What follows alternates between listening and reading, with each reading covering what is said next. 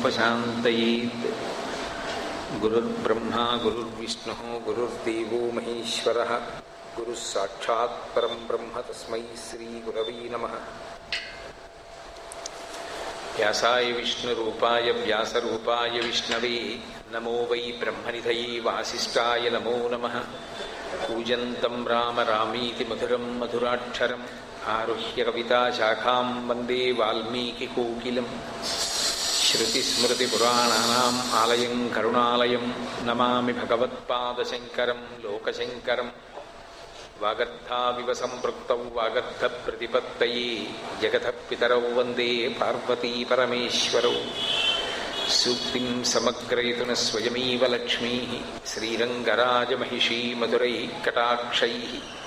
वैदग्ध्यवर्णकुडकुम्भनगौरवैर्यां कण्डूलकर्णकुहराः कवयोधयन्ति।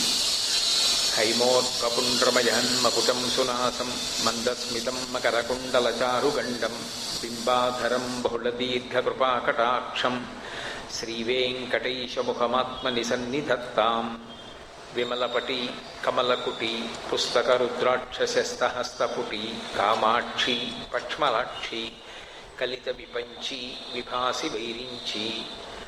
मनोजवं मरुततुल्यवेगं जितेन्द्रियं बुद्धिमतां वरिष्ठं वातात्मजं वनरयूथमुख्यं श्रीरामदूतं शिरसा नमामि। आपदामपहर्तारं दातारं सर्वसम्पदां लोकाभिरामं श्रीरामं भूयो भूयो नमाम्यहम्। हरिः ओम्। పరమేశ్వర స్వరూపైన సభకి నమస్కారం. నేను ఈరోజు ప్రవచనాన్ని ప్రారంభం చేసే ముందు మీతో ఒక్క రెండు విషయాల్ని మనవి చేసి తరువాత ప్రవచనాన్ని ప్రారంభం చేస్తాను. ఇది ప్రారంభంలో గోకులం. ఈ క్షేత్రంలో ఇంకా ఏ విధమైనటువంటి కార్యకలాపము ప్రారంభం కాకముందు కేవలం ఒక స్థలంగా మాత్రమే ఉన్నటువంటి రోజులలో ఇక్కడ ఈ గోకులాన్ని నిర్మాణం చెయ్యాలి అని సంకల్పం చేసినప్పుడు నేను ఇక్కడికి వచ్చి ప్రవచనం చేయడం జరిగింది. ఆ రోజుల్లో నాకు బాగా జ్ఞాపకం, అసలు గోకులము అనేటటువంటి మాటకి అర్థం ఏమిటి, అసలు గోకులం అన్నదాన్ని ఎందుకు నిర్మాణం చెయ్యాలి అన్న దాని మీద ఒకసారి అటువైపు వేయబడినటువంటి ఒక తాత్కాలిక ఆచ్ఛాదన మంటపంలో ప్రవచనం చేశాను. తదనంతర కాలంలో మురళీ గారి దంపతులు బహుధా శ్రమకూర్చి చాలా అద్భుతమైనటువంటి ప్రాంగణంగా దీన్ని తీర్చిదిద్దారు. ఈ ప్రాంగణాన్ని చూసినప్పుడల్లా నాకు ఎంతో మురిపెంగా ఎంతో సంతోషంగా ఉంటుంది. విశేషం ఏమిటంటే గోకులం అన్న పేరుతో ఇక్కడ శ్రీకృష్ణ భగవానుడి యొక్క దేవాలయం నిర్వహింపబడుతున్నటువంటి సమయంలోనే భాద్రపద మాసంలో విఘ్నేశ్వరుడికి నవరాత్రులు జరపవలసినప్పుడు ఇక్కడ నిజంగానే చాలా పెద్ద మూర్తిని తీసుకొచ్చి వాయుప్రతిష్ఠ చేసి ఉత్సవాలను నిర్వహిస్తున్నారు. కృష్ణ భగవానుడికి విఘ్నేశ్వరుడికి అవినాభావ సంబంధం. వాళ్ళిద్దరికీ ఉన్నంత గొప్ప అనుబంధం ఇంకెక్కడా కనపడదు. ఎందుచేత అంటే అసలు వినాయక వ్రతకల్పంలో శమంతకోపాఖ్యానం అంతా కూడా విఘ్నేశ్వరుడికి కృష్ణుడికి జరిగినటువంటి వృత్తాంతమే. విఘ్నేశ్వరుడి శాపం వలన చంద్రుడు పొందినటువంటి స్థితి వలన మనందరం కూడా చంద్రుణ్ణి చూస్తే నీలాపనిందలు పొందేటటువంటి స్థితి నుంచి ఉద్ధరింపబడడానికి శమంతకోపాఖ్యానం వచ్చింది. కృష్ణుడికి విఘ్నేశ్వరుడికి అక్కడ అనుబంధం. ఆ తరువాత అది బహుళపక్షంలో వచ్చేటటువంటి చవితికి కూడా విస్తరించి సంకష్టనహర చతుర్థి అని చెప్పి మళ్ళీ విఘ్నేశ్వర పరంగా ఉత్సవం చేయడం. ఆ వ్రతం చేసేటప్పుడు కృష్ణ భగవానుణ్ణి కూడా ఆవాహన చేసి చేస్తారు. రోహిణి సహిత చంద్రుణ్ణి కృష్ణ భగవానుణ్ణి కూడా ఆవాహన చేస్తారు. అందుకని మళ్ళీ కృష్ణుడికి విఘ్నేశ్వరుడికి అనుబంధం. విచిత్రం ఏమిటంటే ఒకప్పుడు ఎన్సిఎస్ గ్రూప్ ఆఫ్ కంపెనీస్ పేరు మీద మురళీ గారి దంపతులు ఆ సముద్ర తీరంలో ఒక పెద్ద మంటపాన్ని నిర్మాణం చేసి విఘ్నేశ్వర ఉత్సవాలు నిర్వహించడం మొదలుపెట్టారు. అలా విఘ్నేశ్వరుడికి ఉత్సవాలు నిర్వహించడం మొదలుపెట్టిన తరువాత ఈ ప్రాంగణంలో వాళ్ళ ఇంటి పక్కన కృష్ణుడికి గోకులం వచ్చింది. కృష్ణుడికి గోకులం వచ్చిన తరువాత ఈ గోకులాన్ని బాగా నిర్వహించడం మొదలుపెట్టిన తరువాత మళ్ళీ కృష్ణ భగవానుడు విద్యా గణపతిని తెచ్చుకున్నాడు. ఇప్పుడు మళ్ళీ గణపతి వస్తున్నారు. కొద్ది రోజుల్లో విద్యా గణపతి ప్రతిష్ఠ జరగబోతోంది. కృష్ణుడు జ్ఞానమూర్తి, కృష్ణం వందే జగద్గురుం అంటాం. ఆయన జగద్గురు, భగవద్గీతను అందించాడు. ప్రస్థానత్రయంలో భగవద్గీతకి ఎనలేని ప్రాధాన్యం. భగవద్గీతని ఇచ్చినటువంటి కృష్ణుడు గురుస్వరూపం. అలాగే విద్యాగణపతి విద్యలని ఇచ్చేటటువంటి విఘ్నేశ్వర తత్వం, అది పరబ్రహ్మస్వరూపం. అటువంటి విఘ్నేశ్వరుడు మేనమామ మీద అపారమైనటువంటి ప్రేమ కలిగినటువంటి మేనల్లుడు విఘ్నేశ్వరుడు. కృష్ణుడన్నా రాముడన్నా అంత ప్రీతి విఘ్నేశ్వరుడికి. విఘ్నేశ్వరుడన్నా కూడా కృష్ణుడికి అంత ప్రీతి. అటువంటి మేనమామ మేనల్లుళ్ళు ఒక్క ప్రాంగణంలోకి వస్తున్నారు. యువతల కృష్ణ భగవానుడు, అవతల విద్యాగణపతి. అయితే మీరు నన్ను ఒక ప్రశ్న వెయ్యవచ్చు, అందుకు నేను ఈ ఉపోద్ఘాతం చెప్పవలసి వచ్చింది. మరి విద్యాగణపతి దేవాలయ ప్రతిష్ఠ సమయంలో నువ్వు పూర్వాంగంగా 3 రోజులు ప్రసంగాలు చేస్తున్నప్పుడు నువ్వు విద్యాగణపతి తత్వం గురించి 3 రోజులు చెప్పడానికి ఎందుకు ఇచ్చగించలేదు? విద్యాగణపతి తత్వం చెప్పకుండా నువ్వు ఒక గోవు యొక్క వైభవాన్ని చెప్తాను అని ఎందుకు ప్రవచనాలు చేస్తున్నావు అని మీకు అనుమానం రావచ్చు. ఇది కేవలం కృష్ణ పరమాత్మ యొక్క సంకల్పం. ఇందులో నా ఇచ్ఛ ఏమీ లేదు, నా సంకల్పం లేదు. నేను పరతంత్రుణ్ణి. కృష్ణ భగవానుడి చేతి పనిముట్టుగా నేను వ్యవహరించవలసి వచ్చింది. ఎందుచేత అంటే ఎప్పటి నుంచో ఒక అద్భుతమైనటువంటి గోశాల, అద్భుతమైన అన్న మాటకు అర్థం అదేదో చాలా విచిత్రమైనటువంటి హంగులతో కూడుకున్నది అని కాదు. వైదికంగా గోశాల ఎలా ఉండాలని శాస్త్రముల చేత నిర్దేశింపబడిందో, ఎలా ఉంటే గోశాల వలన మనం అత్యధికమైనటువంటి ప్రయోజనాన్ని పొందగలుగుతామో అటువంటి గోశాలకి 9వ తారీఖున శంకుస్థాపన చేయబోతున్నాం. దానికి పూర్వాంగంగా నేను 3 రోజులు ప్రవచనాలు యథార్థానికి అయ్యప్ప స్వామి దేవాలయంలో గోవు యొక్క వైభవం గురించి చెయ్యవలసి ఉంది. కానీ ఆశ్చర్యం ఏమిటంటే, ఒక రోజున మురళి గారు నా దగ్గరికి వచ్చి 5, 6, 7 తారీఖులు గోకులంలో ప్రవచనం చేయండి అన్నారు. అప్పుడు నా మనసులో సంకల్పం ఏమిటంటే, విద్యాగణపతి దేవాలయ నిర్మాణం జరుగుతోంది కాబట్టి విద్యాగణపతి తత్వం గురించి చెప్దామని. పైకి అనలేదు. ఎందుకో ఆపేశాడు ఈశ్వరుడు. తప్పకుండా వస్తానండి, 3 రోజులు ప్రవచనం చేస్తానన్న. ఆశ్చర్యం ఏమిటో ఆయన కూడా నన్ను అడగలేదు. మీరు విద్యాగణపతి తత్వం గురించి చెప్పండి అని అనలేదు. నేను అలా చెప్తాను అని అనలేదు. కానీ నా మనసులో భావన మాత్రం విద్యాగణపతి గురించి చెప్పాలనుకున్నాను. పైకి నన్ను అననివ్వలేదు ఈశ్వరుడు. అది తదనంతరం ఎంత విచిత్రమైనటువంటి స్థితిలోనో ఈ గోశాల నిర్మాణానికి ఒక స్థలం ఏర్పడి ఆ గోశాలకి కావలసినటువంటి పూర్వాంగం అంతా సిద్ధమైంది. ఇప్పుడు 9న శంకుస్థాపన చెయ్యాలి. ఆ శంకుస్థాపన చేసే ముందు గోమాత యొక్క వైభవం మాట్లాడాలి నేను. ఇది మాట్లాడడానికి కృష్ణ భగవానుడు గోకులంలోనే నువ్వు ఆ ప్రవచనం చేసి, ఇక్కడ ప్రవచనం చేసిన తర్వాత గోశాల ప్రారంభం కావాలి అని నిర్దేశించాడు. అందుకే ఇందులో నా ప్రమేయం ఏమీ లేకుండా నేను కేవలం ఆ కృష్ణ పరమాత్మ చేతిలో ఒక పనిముట్టునై ఇక్కడ గోవు యొక్క వైభవం గురించి మళ్ళీ 3 రోజులు ప్రవచనం చేయడం జరుగుతోంది.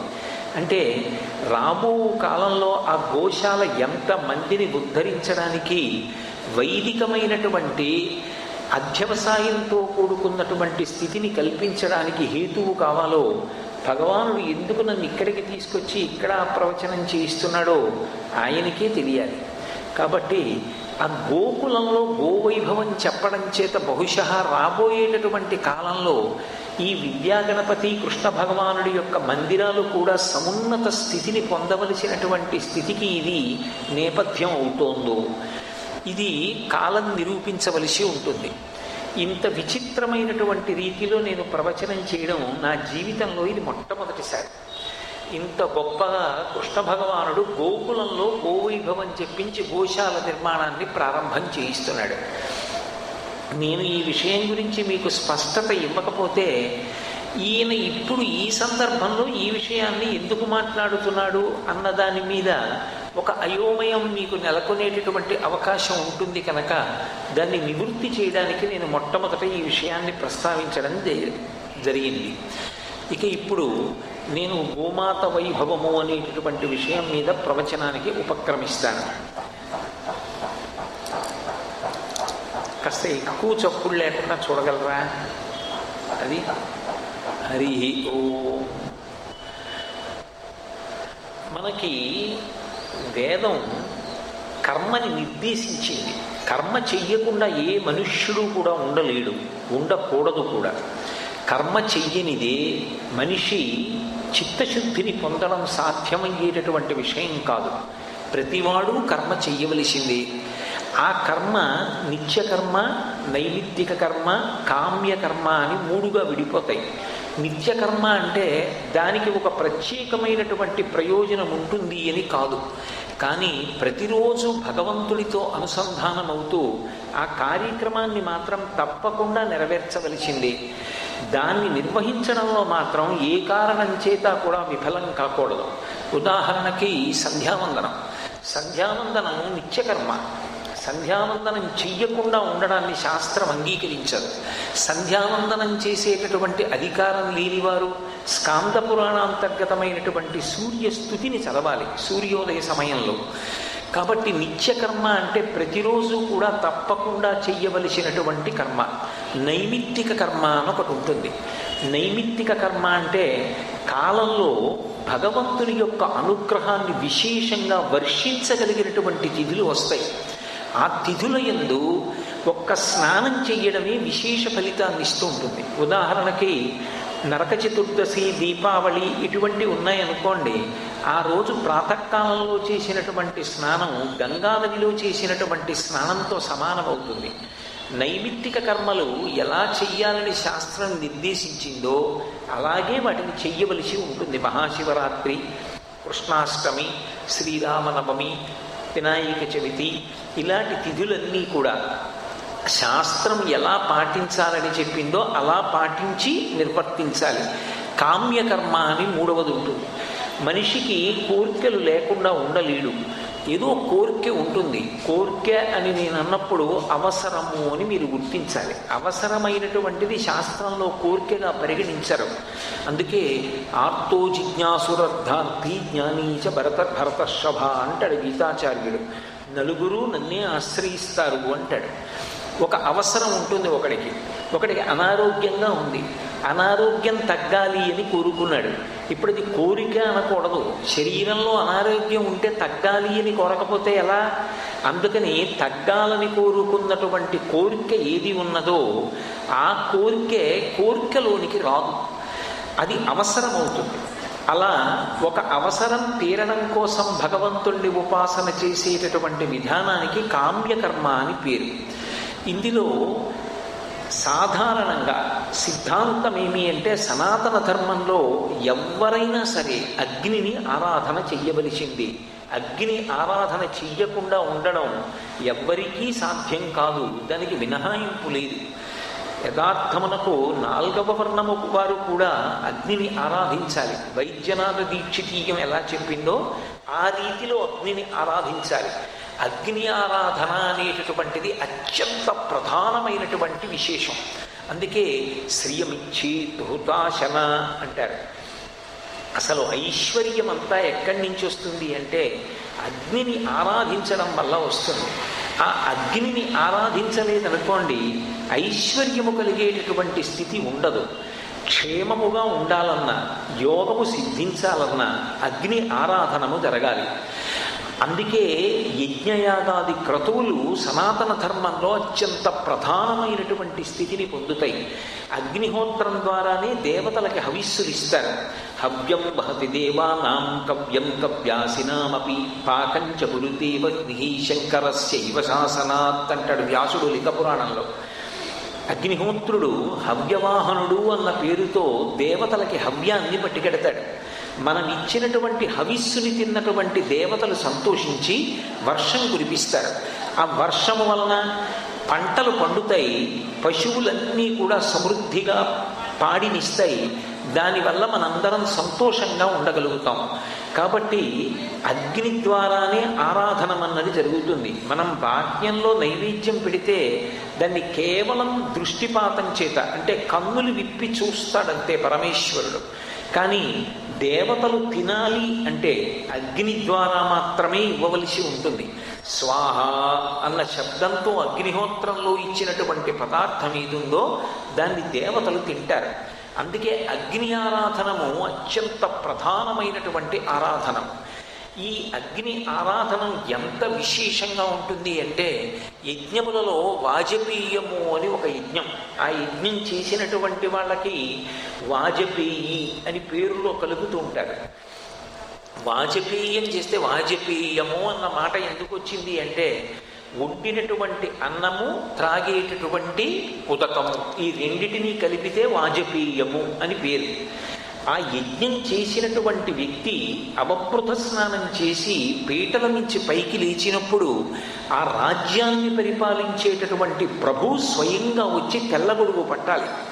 అంటే వాజపేయము అనబడేటటువంటి యజ్ఞము ఎంత శక్తివంతమైనదో, ఆ యజ్ఞం చేస్తే రాజ్యంలో ఉన్న వాళ్ళందరూ అన్నోదకాలకి లోటు లేకుండా ఎంత సంతోషంగా ఉంటారో మనం అర్థం చేసుకోవచ్చు.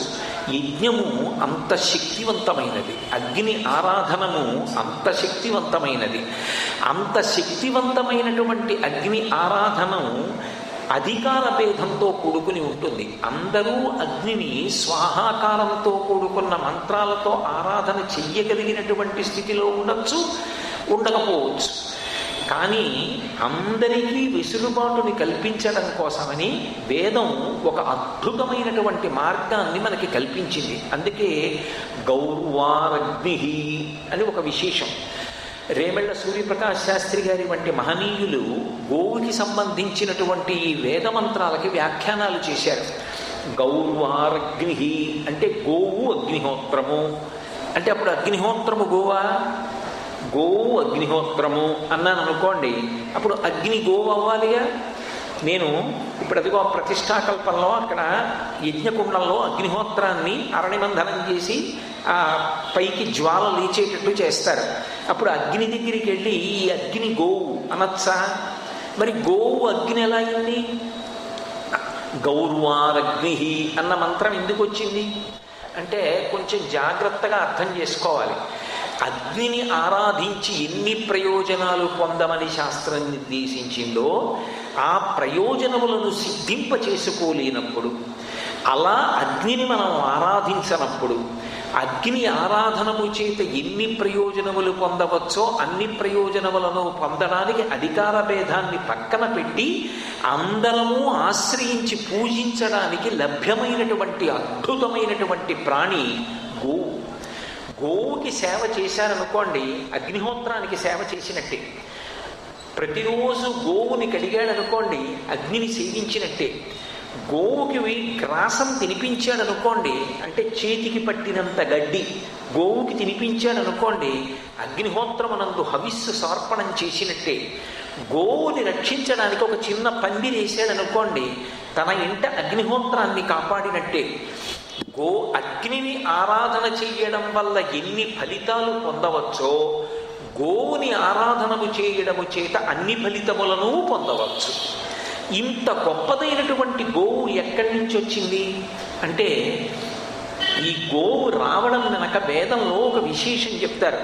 ఒకప్పుడు ప్రజాపతి ఈ సృష్టిని అంతటినీ చేసేటప్పుడు ఆదిత్యుల్ని, రుద్రుల్ని, వసవుల్ని వీళ్ళ ముగ్గురిని పిలిచాడు.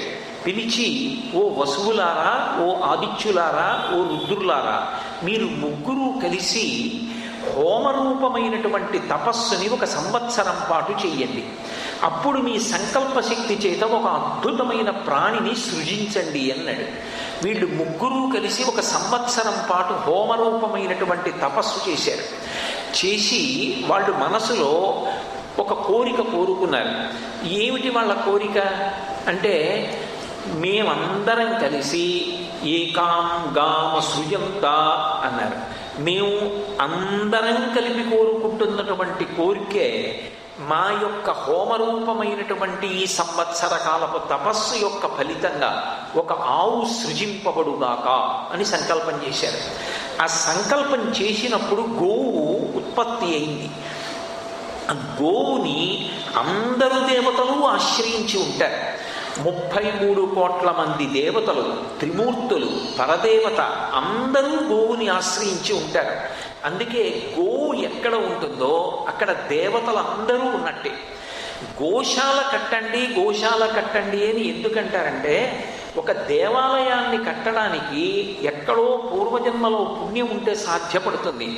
ఒక గోశాలని కట్టడం అంటే ఎంతమంది ధరిస్తారు అన్నది చెప్పడం సాధ్యం కాదు. ఎందుచేత అంటే ఒక దేవాలయాన్ని నిర్మాణం చేశారనుకోండి, దానికి ఉపాలయాలు ఉంటాయి. ఏదో ఒక శివాలయాన్ని కట్టారనుకోండి, ఆ శివాలయంలో ఒక చండీశ్వరుడి దేవాలయం, ఒక నందీశ్వరుడు, అలాగే నటరాజస్వామి, విఘ్నేశ్వరుడు, సుబ్రహ్మణ్యుడు, అమ్మవారు ప్రధానంగా ఉంటారు. ఇప్పుడు శివాలయంలో ఎంతమంది ఉన్నారు అంటే మీరు నోటితో ఉచ్చరించి ఇంతమందికి ప్రతిష్ఠ చేశాము అని చెప్పచ్చు. కానీ ఒక గోవులో ఎంతమంది ఉన్నారు? 33 కోట్ల మంది దేవతలు ఉన్నారు. ఒక దేవాలయం పూర్తి కావాలి అంటే ఆ దేవాలయానికి ఒక కోనేరు కూడా ఉండాలి. కోనేరు లేకపోతే దేవాలయం పరిపూర్ణమైనటువంటి స్థితిని పొందడం సాధ్యం కాదు. ఎందుకంటే ఈశ్వరుడికి తెప్పోత్సవం జరగాలి. కోనేరు లేనప్పుడు తెప్పోత్సవం ఎక్కడి నుంచి చేస్తారు? అందుకే మీరు ప్రాచీనమైన దేవాలయాలు చూడండి, ప్రతి ఆలయానికి ఒక కోనేరు ఉంటుంది. మీరు ఇప్పటికీ కాంచీపురం వెళ్ళి చూడండి, ఏ దేవాలయానికి వెళ్ళండి ఆ దేవాలయానికి ఒక కోనేరు ఉంటుంది. ఎందుచేత అంటే ఆ కోనేటిలో స్నానం చేసి ఆ కోనేటిలో తెప్పోత్సవం చేస్తారు. ఏదైనా ఒక ఉత్సవాలు పూర్తి చేశారనుకోండి, ఆ పూర్తి అయిపోయాయి అని సంకేతం ఏమిటంటే అది విష్ణువాలయం అయితే చక్రస్నానం, అది శివాలయం అయితే త్రిశూల స్నానం చేయించాలి అంటే దేవాలయంలో కోనేరు ఉండాలి. అందుకని ఒక కోనేరు ఉంటే ఆ దేవాలయం పూర్ణత్వాన్ని పొందింది అని చెప్తాం. కానీ ఒక గోశాల కట్టారనుకోండి, అందులో ఒక గోవు ఉందనుకోండి, గోవు యొక్క మూత్రమే కోనేరు.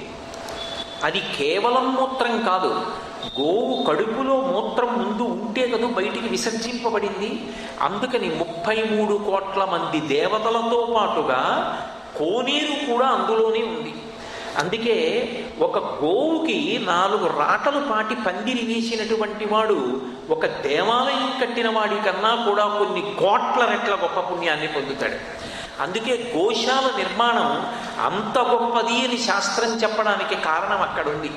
అటువంటి గోవుని సేవించినటువంటి కారణం చేత అగ్నిహోత్రాన్ని సేవిస్తే ఎంత ఫలితాన్ని పొందుతాడో అంత ఫలితాన్ని పొందుతాడు. ఈ గోవు ఎంత విశేషమైనటువంటి స్థానాన్ని శాస్త్రంలో పొంది ఉన్నది అంటే అసలు గోవు యొక్క వైభవం గురించి పంచమ వేదమైనటువంటి మహాభారతంలో అనుశాసనిక పర్వంలో అంపశయ్య మీద పడుకున్నటువంటి భీష్మాచార్యుల వారు శరీర పరిత్యాగం చేసేటప్పుడు తన దగ్గరికి వచ్చి నిలబడినటువంటి ధర్మరాజు గారితో మాట్లాడుతూ కొన్ని విశేషాలు చెప్తాడు. ఆ విశేషాలు చదువుతుంటే ఇంత గొప్ప వైభవమా అనిపిస్తుంది మనకి. గోవు ఎంత గొప్పదో చెప్పి, గోవు యొక్క సృష్టి ఎన్ని కారణాల చేత వచ్చిందో చెప్పి భీష్ముడు ధర్మరాజుతో మాట్లాడుతూ ఒక విషయం చెప్తాడు. గోవులు ఎన్నో ఉంటాయి, ఎన్నో రంగులలో ఉంటాయి గోవులు. ఎన్నో రంగులలో ఉన్నటువంటి గోవులు ఉన్నప్పటికీ కూడా మళ్ళీ గోవులలో కపిలవర్ణం కలిగినటువంటి గోవు అత్యంత శ్రేష్టమైనది దానానికి సంబంధించినంత వరకు. కపిలవర్ణము అన్న మాట వాడినప్పుడు కొంచెం జాగ్రత్తగా అర్థం చేసుకోవాలి. విఘ్నేశ్వరుడికి కూడా షోడశనామ స్తోత్రంలో కపిలో గజకర్ణకః అని ఆయనకి కపిలవర్ణము కలిగిన వాడు అని ఒక నామం. కపిలవర్ణము అన్న మాటకు అర్థం ఏమిటంటే రక్తం ఎంత ఎర్రగా ఉంటుందో అంత ఎర్రగా కాకుండా కొంచెం ఎరుపు నలుపు కలిసినటువంటి పలచని ఎరుపు రంగు కలిగినటువంటి రంగుకి కపిలవర్ణం అంటారు. కపిల గోవు అని పిలవాలి అంటే ఆ ఆవు అంతా కపిలవర్ణంలో ఉండాలి అని భారతంలో చెప్పలేదు. కపిలవర్ణం కలిగినటువంటి గోవు ఇది కపిల గోవు అని దేని చేత నిర్ధారిస్తారంటే ఆవు యొక్క కన్నులు కానీ, కనురెప్పలు కానీ, డెక్కలు కానీ, ఆ ముక్కు భాగం కానీ, దాని కొమ్ములు కానీ, దాని పొదుగు కానీ, దాని యొక్క పృష్ఠభాగం కానీ, దాని యొక్క గండస్థలం కానీ ఏదైనా ఎర్రటి మచ్చతో ఉంటే అంటే ఎరుపు వర్ణంలో ఉంటే మిగిలినదంతా ఏ వర్ణంలో ఉన్నా సరే దాన్ని కపిల గోవు కిందే భావన చేస్తారు. ఒక్కసారి కపిల గోవు అని మీరు పిలిచినప్పుడు ఈ లక్షణములు కలిగినటువంటి ఏ గోవైనా కపిల గోవే. ఇక శరీరం అంతా అటువంటి తేలిక ఎరుపు రంగు కలిగినటువంటి గోవు ఒకటి దొరికిందనుకోండి, అసలు ఇంకా అంతకన్నా అదృష్టమైనటువంటి విశేషం ఉండదు. కపిల గోవుకి అంత ప్రాధాన్యత ఎందుచేత శాస్త్రంలో లభించింది అంటే, ఒకప్పుడు పరమశివుడు హిమవత్ పర్వతం మీద కూర్చుని తపస్సు చేస్తున్నాడు. ఆయన ఎవరి కోసం తపస్సు చేస్తాడు అంటే తనలో తాను రమిస్తున్నాడు. ఆయన రమిస్తున్నప్పుడు ఆయన చుట్టూ కొన్ని గోవులు చేరి హిమవత్ పర్వతానికి అలంకారం చేశారా అన్నట్టుగా గోవులన్నీ మేత మేస్తున్నాయి.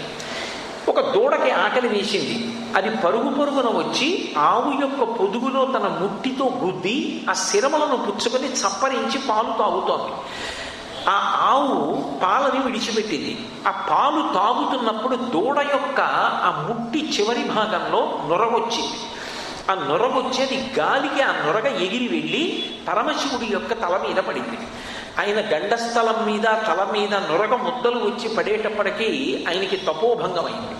ఆయన ఒక్కసారి కన్నులు విప్పి చూశాడు. ఎవరు నాకు తపోభంగం చేశారు అని చిచ్చు కన్ను విప్పాడు. అంటే మూడవ కన్ను విప్పాడు. మూడవ కంటిలోంచి ఎర్రటి అగ్నిహోత్రం ముందుకొచ్చింది. అది ఆయన మూడవ కంటికి ఎదురుగా ఉన్నటువంటి గోవుల మీద పడింది. పడినప్పుడు గోవు దగ్ధం కాలేదు. మీరు గుర్తుపట్టవలసినటువంటి విషయం, గోవు యొక్క తేజస్సు ఎంత గొప్పది అంటే అది పరమశివుని మూడవ కంటి మంటలోని కాంతిని తన శరీరంలోకి జీర్ణం చేసుకుంది. బ్రహ్మగారు పరిగెత్తుకొచ్చి పరమశివుడి పాదములు పట్టుకుని స్తోత్రం చేశాడు. అయ్యా, నువ్వు ఎప్పుడూ అమృతధారల చేత తడుస్తూ ఉంటావు. ఎందుకు తడుస్తూ ఉంటావు అంటే నీ యొక్క జటాచూటంలో తదియనాటి చంద్రరేఖ ఉంది. చంద్రోద్భాసిత శేఖరే స్మరహరే గంగాధరే శంకరే సర్పైర్భూషిత కంఠకర్ణ వివరే నేత్రోత్థ వైశ్వానరే దంతిత్వకృత సుందరాం వరధరే త్రైలోక్యసారే హరే మోక్షార్థం కురుచిత్త వృత్తి మమలం అంతైస్తు కింకర్మభిః అంటారు శంకర భగవత్పాదులు. ఆయన యొక్క జటాజూటం మీద చంద్రవంక ఉంటుంది. ఆ చంద్రవంక మించి అలా అమృతధారలు పడుతూనే ఉంటాయి. ఆ పడుతున్నటువంటి అమృతధారలలో పరమశివుడు ఎప్పుడు తడిసిపోతూ ఉంటాడు. ఆ అమృతధారలలో తడుస్తున్నటువంటి వాడివి నువ్వు. లోకంలో ఎంగిలి అనేటటువంటి మాట అన్వయం కానటువంటి ఏకైక ప్రాణి గోవు. మిగిలిన ఏదైనా సరే నోటితో ఒక్కసారి రుచి చూసిందనుకోండి, నోట పెట్టుకుందనుకోండి, తత్శేషమంతా కూడా ఎంగిలి. నేను అక్కడ పాలపాత్ర పెట్టి ఏదో ఉద్ధరిణితో కొద్దిగా పాలు తీసి చేతిలో వేసుకుని నోట్లో పోసుకున్నాను అనుకోండి, ఇక పాత్రలో ఉన్నదంతా ఉచ్ఛిష్టం. నేను తాగగా మిగిలిన ఎంగిలిగానే పరిగణిస్తాడు.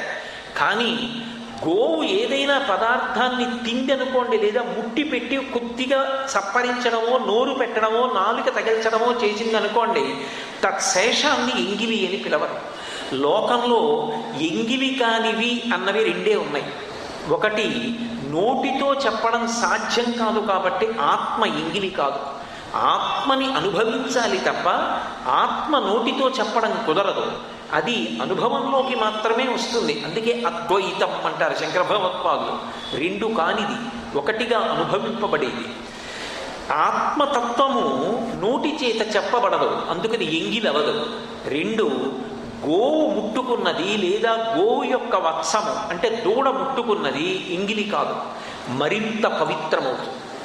అంత పవిత్రము చేయగలిగినది ఏది అంటే లోకంలో ఆవు ఒక్కటే. ఆ ఆవు యొక్క పాలు దూడ తాగినప్పుడు ఆ పాలు ఎంగిలి అవ్వడం అనేటటువంటి ప్రశ్న లేదు. శంకర మీకు చెప్పదగ్గవాడను కాను. దూడ ఆవు యొక్క పాలు తాగుతున్నప్పుడు దూడ యొక్క దవడల చివర ఉన్నటువంటి నురుగు గాలికి ఎగిరి వచ్చి మీ యొక్క శిరస్సు మీద పడింది. ఆవుకి ఎంగిలి లేనప్పుడు దాని యొక్క నోటిలోని నురుగు మీ మీద పడితే మీకు ఎంగిలి ఎక్కడుంది?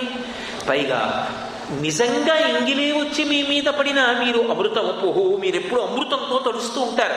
అప్పుడు అపవిత్రమయ్యే అవకాశం ఉన్నదా? లేదు. కాబట్టి మీరు ఈ గోవులను అనుగ్రహించవలసింది అని ఆయనకి గోపతి అనేటటువంటి బిరుదునామం ఇచ్చి ఒక వృషభాన్ని తీసుకొచ్చి బహూకరించాడు పరమశివుడు. పరమశివుడికి బ్రహ్మగారి చేత బహూకరింపబడినటువంటి వృషభాన్ని తన వాహనంగా స్వీకరించి, కేతనము అంటే జెండా మీద కూడా వృషభాన్ని గుర్తుగా పెట్టుకున్నాడు శంకరుడు. ఆనాడు అనుగ్రహించాడు. గోవులన్నీ శక్తివంతములే, కానీ నేను నా మూడవ కన్ను తెరిచినప్పుడు మూడవ కంటి మంట కొన్ని గోవుల మీదకి వెళ్ళింది. ఏ గోవులు మూడవ కంటి మంటని తమలోకి పుచ్చుకోగలిగాయో అవి ఎరుపు వర్ణాన్ని పొందుతాయి. ఎరుపు అంటే నేను మళ్ళీ మీతో మనవి చేస్తున్నా, రక్తం ఎలా ఉంటుందో అటువంటి ఎరుపు కాదు, ఎరుపు నలుపులు కలిసినటువంటి ఎరుపు ఎలా ఉంటుందో అటువంటి వర్ణాన్ని పొందాయి. అటువంటి వర్ణాన్ని పొందినటువంటి ఈ గోవుల్ని ఇక పైన కపిల గోవు అని పిలుస్తారు. మిగిలిన గోవుల కన్నా కూడా ఈ కపిల గోవుకి చాలా విశేషం ఉంటుంది. ఏ కారణం చేత అంటే కపిలగోవు పోషణము, కపిలగోవు రక్షణము, కపిలగోవు దానము కూడా మిగిలిన గోవులకి చేసినటువంటి సేవ కొన్నా కూడా ద్విగుణీకృతమైనటువంటి ఫలితాన్ని అనుగ్రహించగలుగుతాయి అన్నాడు. ఈ కపిలగోవు యొక్క వృత్తాంతం ఎంత గొప్పదిగా భారతంలో చెప్తారంటే, పిల్లలు లేనటువంటి వాళ్ళు గోవులలో ఒక గోవు కపిలవర్ణాన్ని ఎందుకు పొందగలిగింది, ఇప్పటికీ కొన్ని ఆవులు కపిలవర్ణంలో ఎందుకుంటాయి అనేటటువంటి ఈ ఉపాఖ్యానాన్ని విన్నంత మాత్రం చేత సంతానమును పొందకుండా ప్రతిబంధకంగా నిలబడినటువంటి పాపము తొలగి ఆ విశేషాన్ని విన్నటువంటి వారు సంతానవంతులవుతారు అంటారు. అంత గొప్పది కపిల గోవు యొక్క వృత్తాంతం. అటువంటి గోవు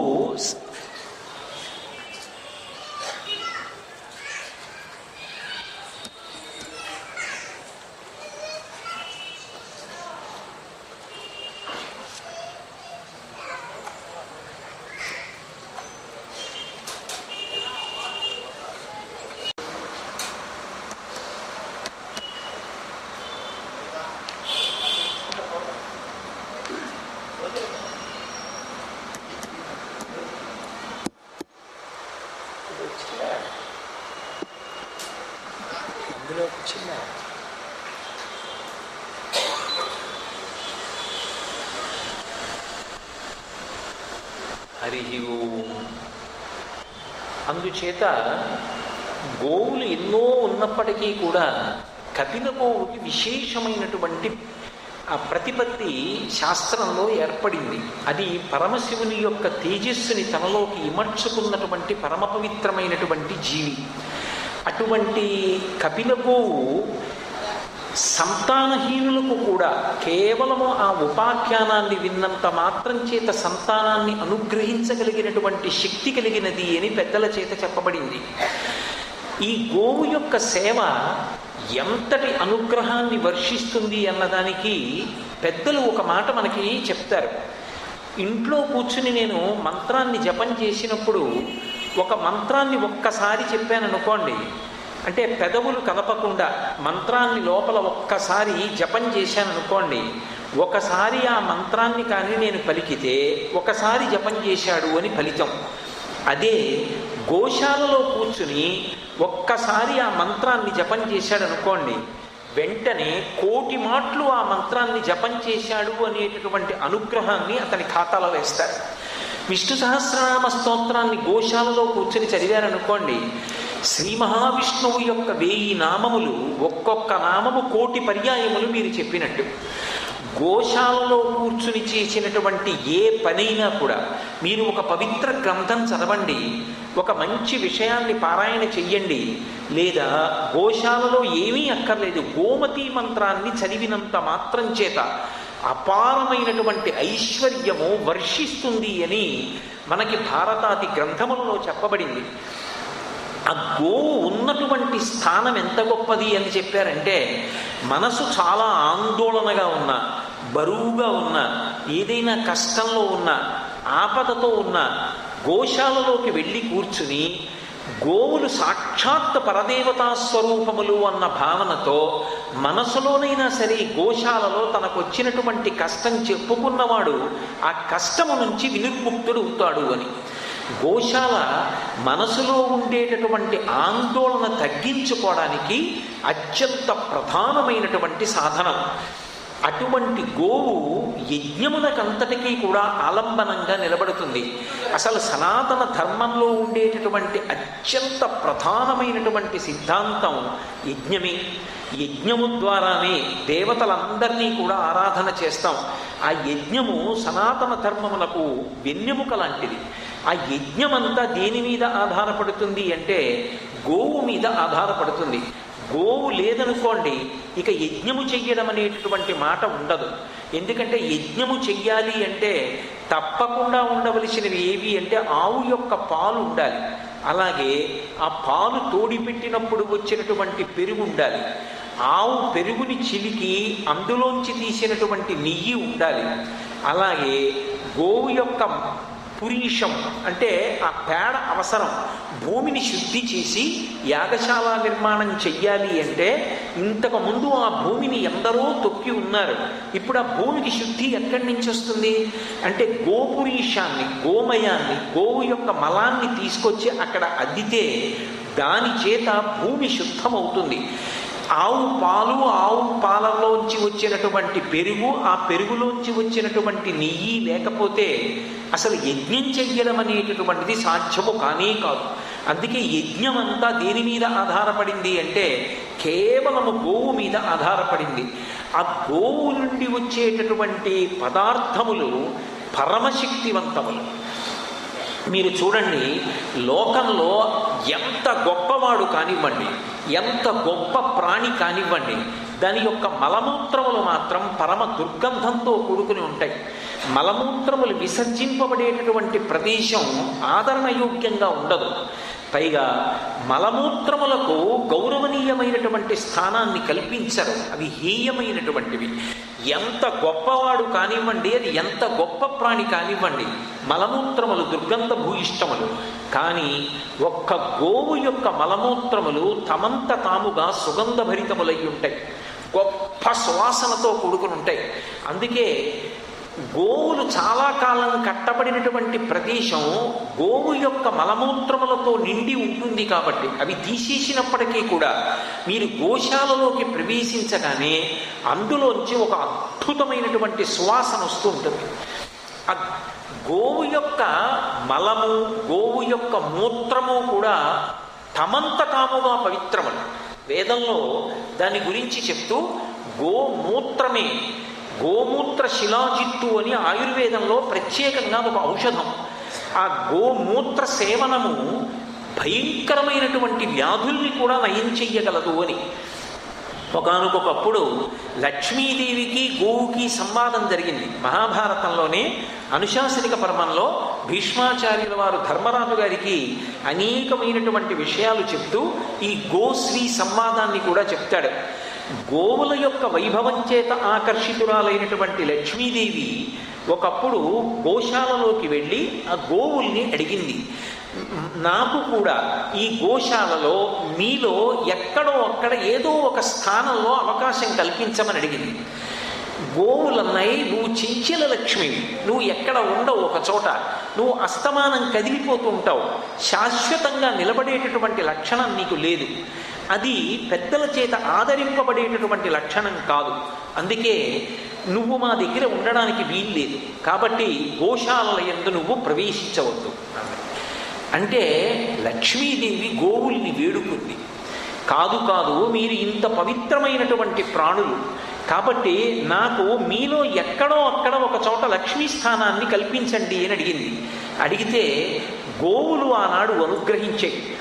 మా మూత్రము పరమ పవిత్రమైనది అని వేదం కూడా ఘోషిస్తుంది, మా మూత్రమునందు నువ్వు ఉండు అని. అప్పుడు లక్ష్మీదేవి ఒక మాట చెప్పింది, నన్ను చెంచల లక్ష్మి, చెంచల లక్ష్మి అంటారు, ఒక చోట ఉండను వెళ్ళిపోతాను అంటారు, కానీ నేను అలా వెళ్ళిపోవడంలోనే కార్యములు సాధింపబడతాయి. నేను ఒక చోట ఉండిపోవడం అన్నది జరిగితే నిజానికి లోకంలో ధర్మం గాడి తప్పిపోతుంది. రాక్షసుల దగ్గర ఐశ్వర్యం అలాగే ఉండిపోయిందనుకోండి, అప్పుడు రాక్షసుల్ని ఎవరు నిర్జించగలరు? రాక్షసుల నుండి నేను కదిలిపోవాలి, దేవతల్ని చేరుకోవాలి. అలాగే ద్రవ్యము, అందుకే కరెన్సీ అంటారు, ప్రవాహం, ఆ డబ్బు కదిలితే బాహ్యమునందు సౌఖ్యం వస్తుంది, ఆంతరమునందు పుణ్యం వస్తుంది. నా దగ్గరున్న డబ్బు నేను అలాగే పెట్టు కూర్చున్నాను అనుకోండి, నా శరీరాన్ని విడిచిపెట్టేసిన తరువాత నాకు ఆ డబ్బు ఏ రకంగా ఉపయోగపడుతుంది? అదే డబ్బు నా దగ్గర నుంచి ఖర్చు చేసి నేను ఒక మంచి కార్యానికి దానం ఇచ్చాను అనుకోండి, ఇప్పుడు నేను వదిలిపెట్టేసిన డబ్బు, నా నుండి కదిలిపోయిన డబ్బు నా శరీరం పడిపోయిన తరువాత నేను ఉత్తరగతులు పొందడానికి కారణమవుతోంది. ఆ డబ్బు కదలడం చేతనే ఉత్తమగతులు పొందుతారు. ఆ డబ్బు కదలడం చేతనే ధర్మం నిలబడుతుంది. ఆ డబ్బు వెళ్ళిపోవడం చేతనే పాపము చేసిన వాడు శిక్షింపబడతాడు. ఆ డబ్బు కదిలి చేరవలసిన స్థానానికి చేరినటువంటి కారణం చేత పుణ్యాత్ముడైన వాడు కార్యములను సిద్ధింప చేసుకుంటాడు. నేను కదలడం గనక కార్యములు సిద్ధించడం అనేటటువంటి ప్రయోజనం ఉంది. మీరు అన్నీ తెలిసి నాకు మీలో స్థానం ఇవ్వనంటే ఎలా కుదురుతుంది? కాబట్టి నాకు స్థానం ఇవ్వవలసిందే అంది లక్ష్మీదేవి. అప్పుడు గోవులన్నాయి, అత్యంత పవిత్రమైనది ఇది అంటే మాలో ఉండేటటువంటి మూత్రం. అందుకే మా మూత్రమునందు నీకు స్థానం కల్పిస్తున్నాం. అందుకే గోవు ఎక్కడ మూత్రాన్ని విడిచిపెడుతూ ఉంటుందో అది లక్ష్మీ స్థానం. గోమూత్రం ఎక్కడ విడిచిపెడుతుంది? గోశాలలో విడిచిపెడుతుంది. గోవుని అక్కడ ఉంచుతారు కనుక గోశాలలో గోపురీషము గోమూత్రము పడతాయి. అక్కడికి వెళ్ళి కూర్చుని మీరు చెప్పినటువంటి ఒక్క మాట అయినా, అక్కడికి వెళ్ళి కూర్చుని చెప్పుకున్నటువంటి కష్టమైన, అక్కడికి వెళ్ళి మీ మనసులో ఆందోళన కలగడానికి ఏర్పడినటువంటి బాధకు కారణాన్నైనా చెప్పినంత మాత్రం చేత ఉపశమనం కలుగుతుంది అనడానికి కారణం అక్కడ ఉంది. భీష్మాచార్యుల వారు ధర్మరాజు గారికి చెప్పాడు ఆ విశేషాన్ని. అందుచేత గోశాల అనేటటువంటిది ఈ భూమండలంలో పరమ పవిత్రమైనటువంటి ప్రదేశం. భీష్ముడే అనుశాసనిక పర్వంలో అంటాడు, ఈ భూమండలం మొత్తం మీద పరమ పవిత్రమైనది ఏదైనా ఉన్నదా అంటే ఒక్కటే, గోవు ఒక్కటే.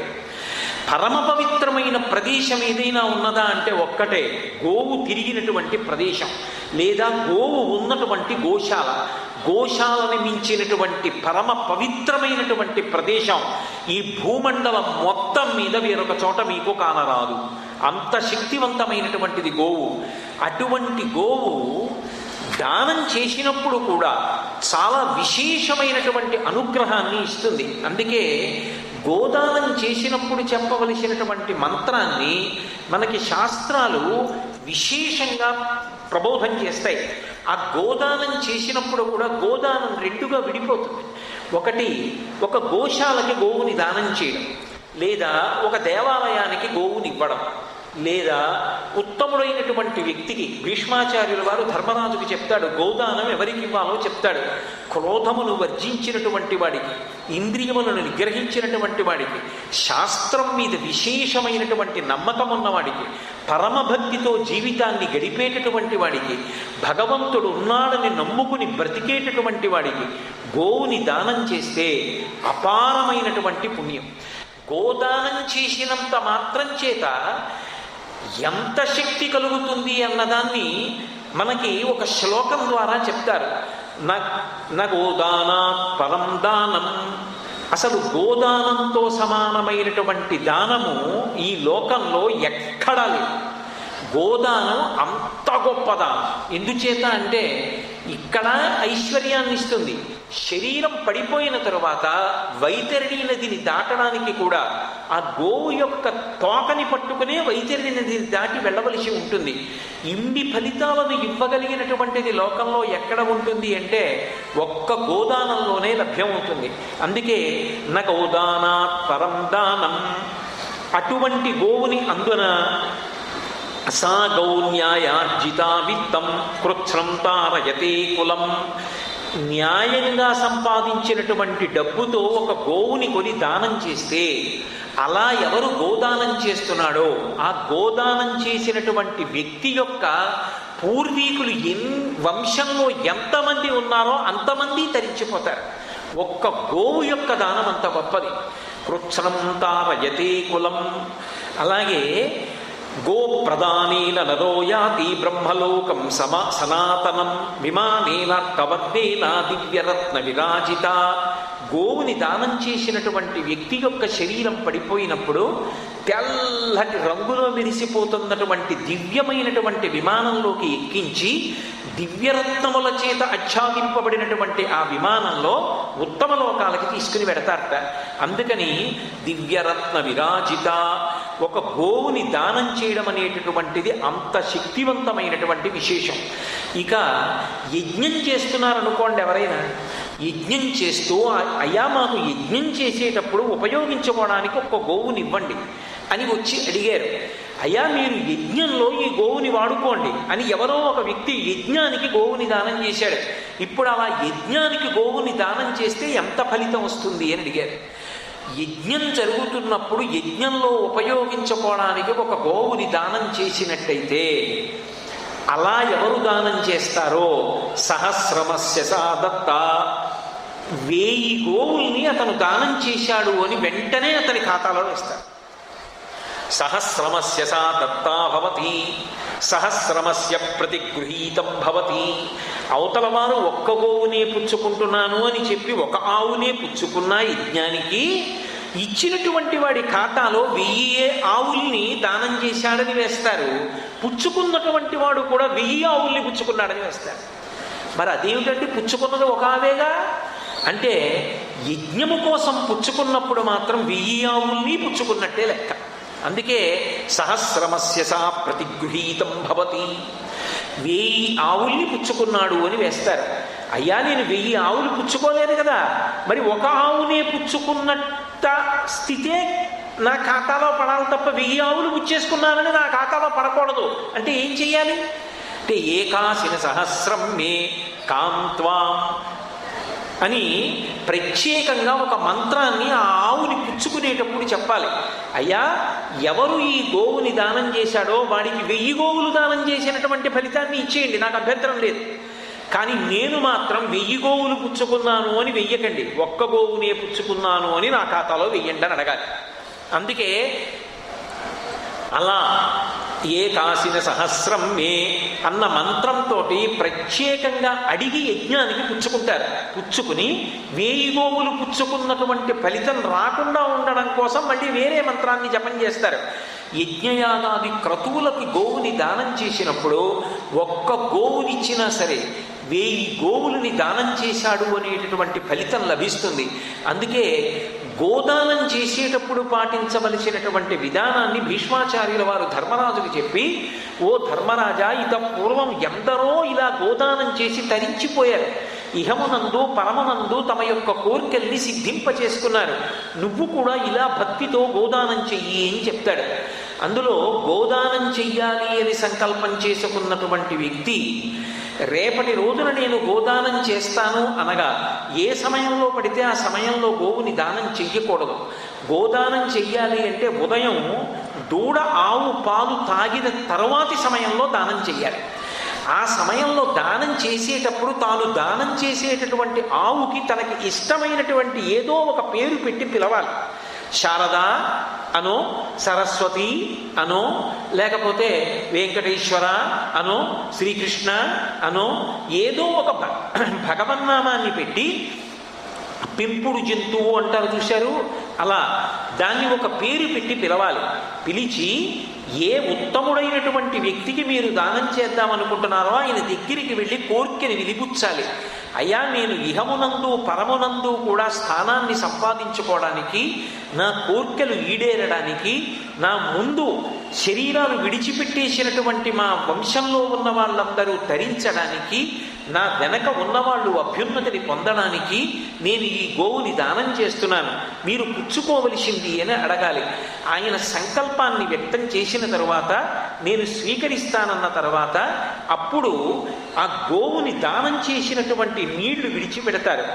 ఆ నీరు తనంత తానుగా అర్ఘ్యమిచ్చినంత శక్తివంతమైనటువంటి స్థితిని పొందుతుంది అని. గోవు యొక్క తోక మీద యమధర్మరాజు గారు ఆవాహన అయి ఉంటాడు అని అది కూడా మహాభారతంలోనే చెప్పబడింది.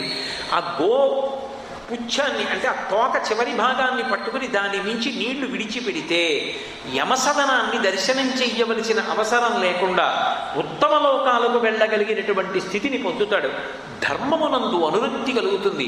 గోదానం వల్ల కలిగేటటువంటి ప్రథమ ప్రయోజనం అధార్మికమైనటువంటి జీవితమునందు విరక్తి కలిగి ధార్మికమైనటువంటి జీవితమును గడపాలి అనేటటువంటి ఇచ్ఛ కలుగుతుంది.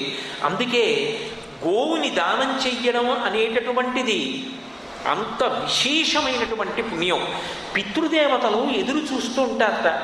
మా వంశంలో పుట్టినవాడు ఎవరైనా ఒక గోశాలలో గరుకు స్తంభం వేస్తాడా అని చూస్తారట.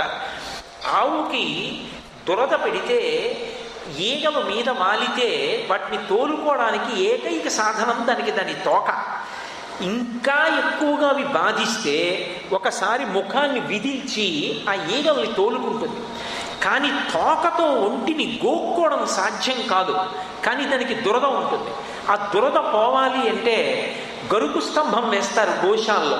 అది ఆ గరుకు స్తంభానికి వేసి తన శరీరాన్ని గట్టిగా ఓసారి రాపాడిస్తుంది.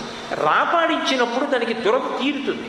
అప్పుడు దానికి బాధ తగ్గి ఆ దురద తగ్గినప్పుడు ఎన్ని వెంట్రుకలు దాని ఒంటి మించి కింద రాలిపోయాయో, ఎన్ని వెంట్రుకలు రాలాయో అన్ని తరాల వాళ్ళని ఉద్ధరించి వాళ్ళు యమలోకంలో ఉన్నా సరే విడిపించి ఉత్తమలోకాలకు పంపుతారు.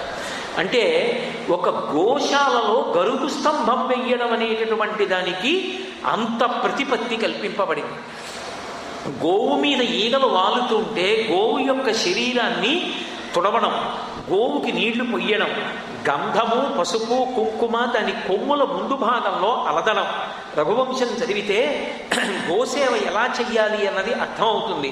గోవు యొక్క పృష్ఠభాగంలో పూజ చేయడం, గోవు యొక్క మెడలో పూలహారాన్ని అలంకారం చెయ్యడం, గోశాల శుభ్రం చెయ్యడం, గోవుకి గ్రాసం అందించడం, గోశాల నిర్మాణంలో సహకారం చెయ్యడం, ఇవి సాధారణంగా దొరకమంటే దొరికేటటువంటి పుణ్యాలు కావు.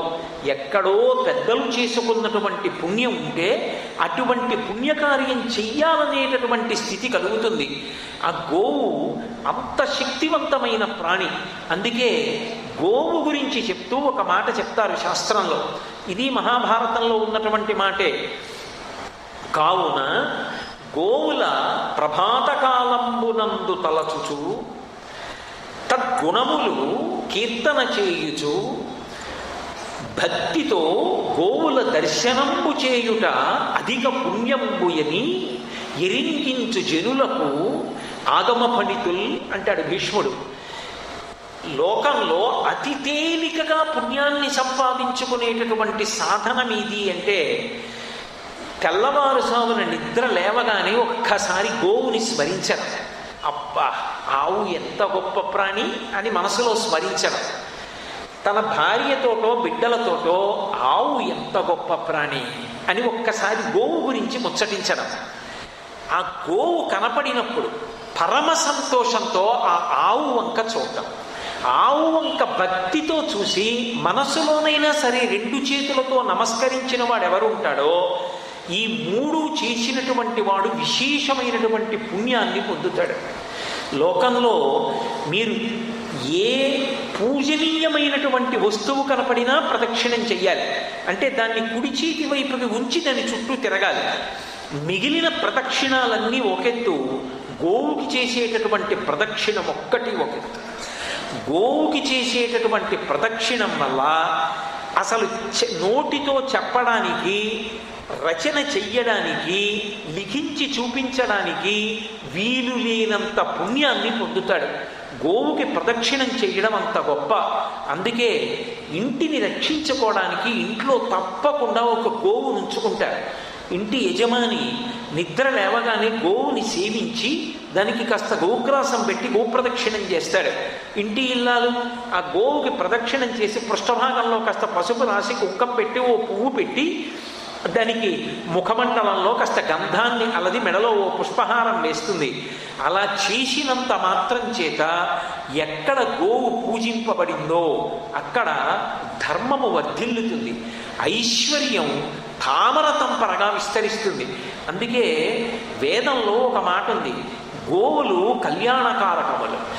ఏ పట్టణం యొక్క వీధులలో గోవులు యథేచ్ఛగా సంచరిస్తూ ఉంటాయో, అంబారావం చేస్తూ ఉంటాయో, ఏ వీధులలో మమ్మల్ని కొడతారన్న భయం లేకుండా ఆవులు తిరుగుతాయో, ఆవులు తిరిగినప్పుడు పట్టి వాటిని కట్టడం నిర్బంధించడం చెయ్యకుండా ఉంటారో, గోవులు స్వేచ్ఛగా తిరిగేటటువంటి ఊళ్ళలో ఐశ్వర్యము విశేషముగా వృద్ధిలోకి వస్తుంది, ఆపదలు తొలగిపోతాయి.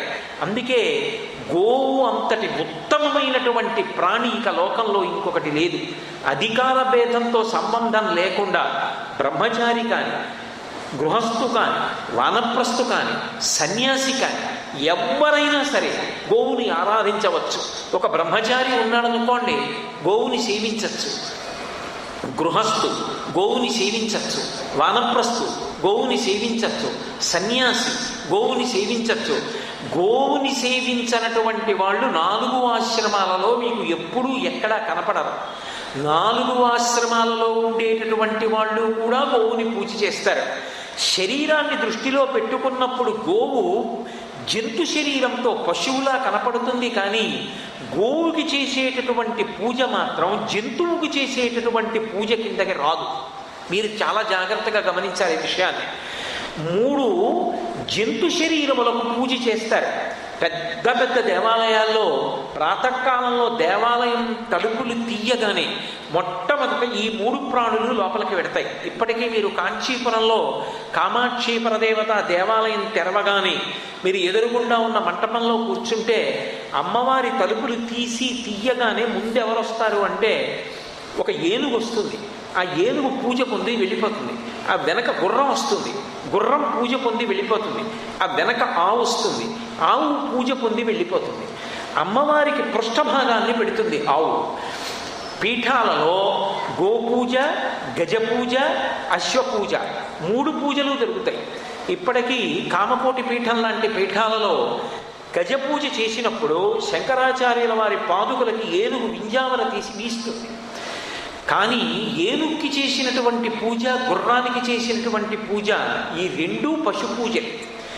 గోవుకి చేసినటువంటి పూజ మాత్రం పశు పూజ కాదు, అది సాక్షాత్తుగా పరబ్రహ్మమునకు చేసినటువంటి పూజ.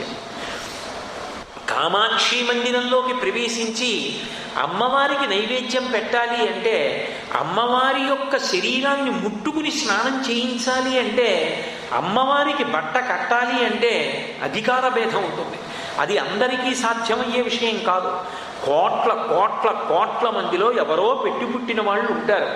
ఆ వంశం వాళ్ళు సేవిస్తూ ఉంటారు. అమ్మవారిని లోపలికి వెళ్ళి ముట్టుకుని బట్ట కట్టి అలంకారం చేసి అభిషేకం చేసి పూజలు చేస్తూ ఉంటారు.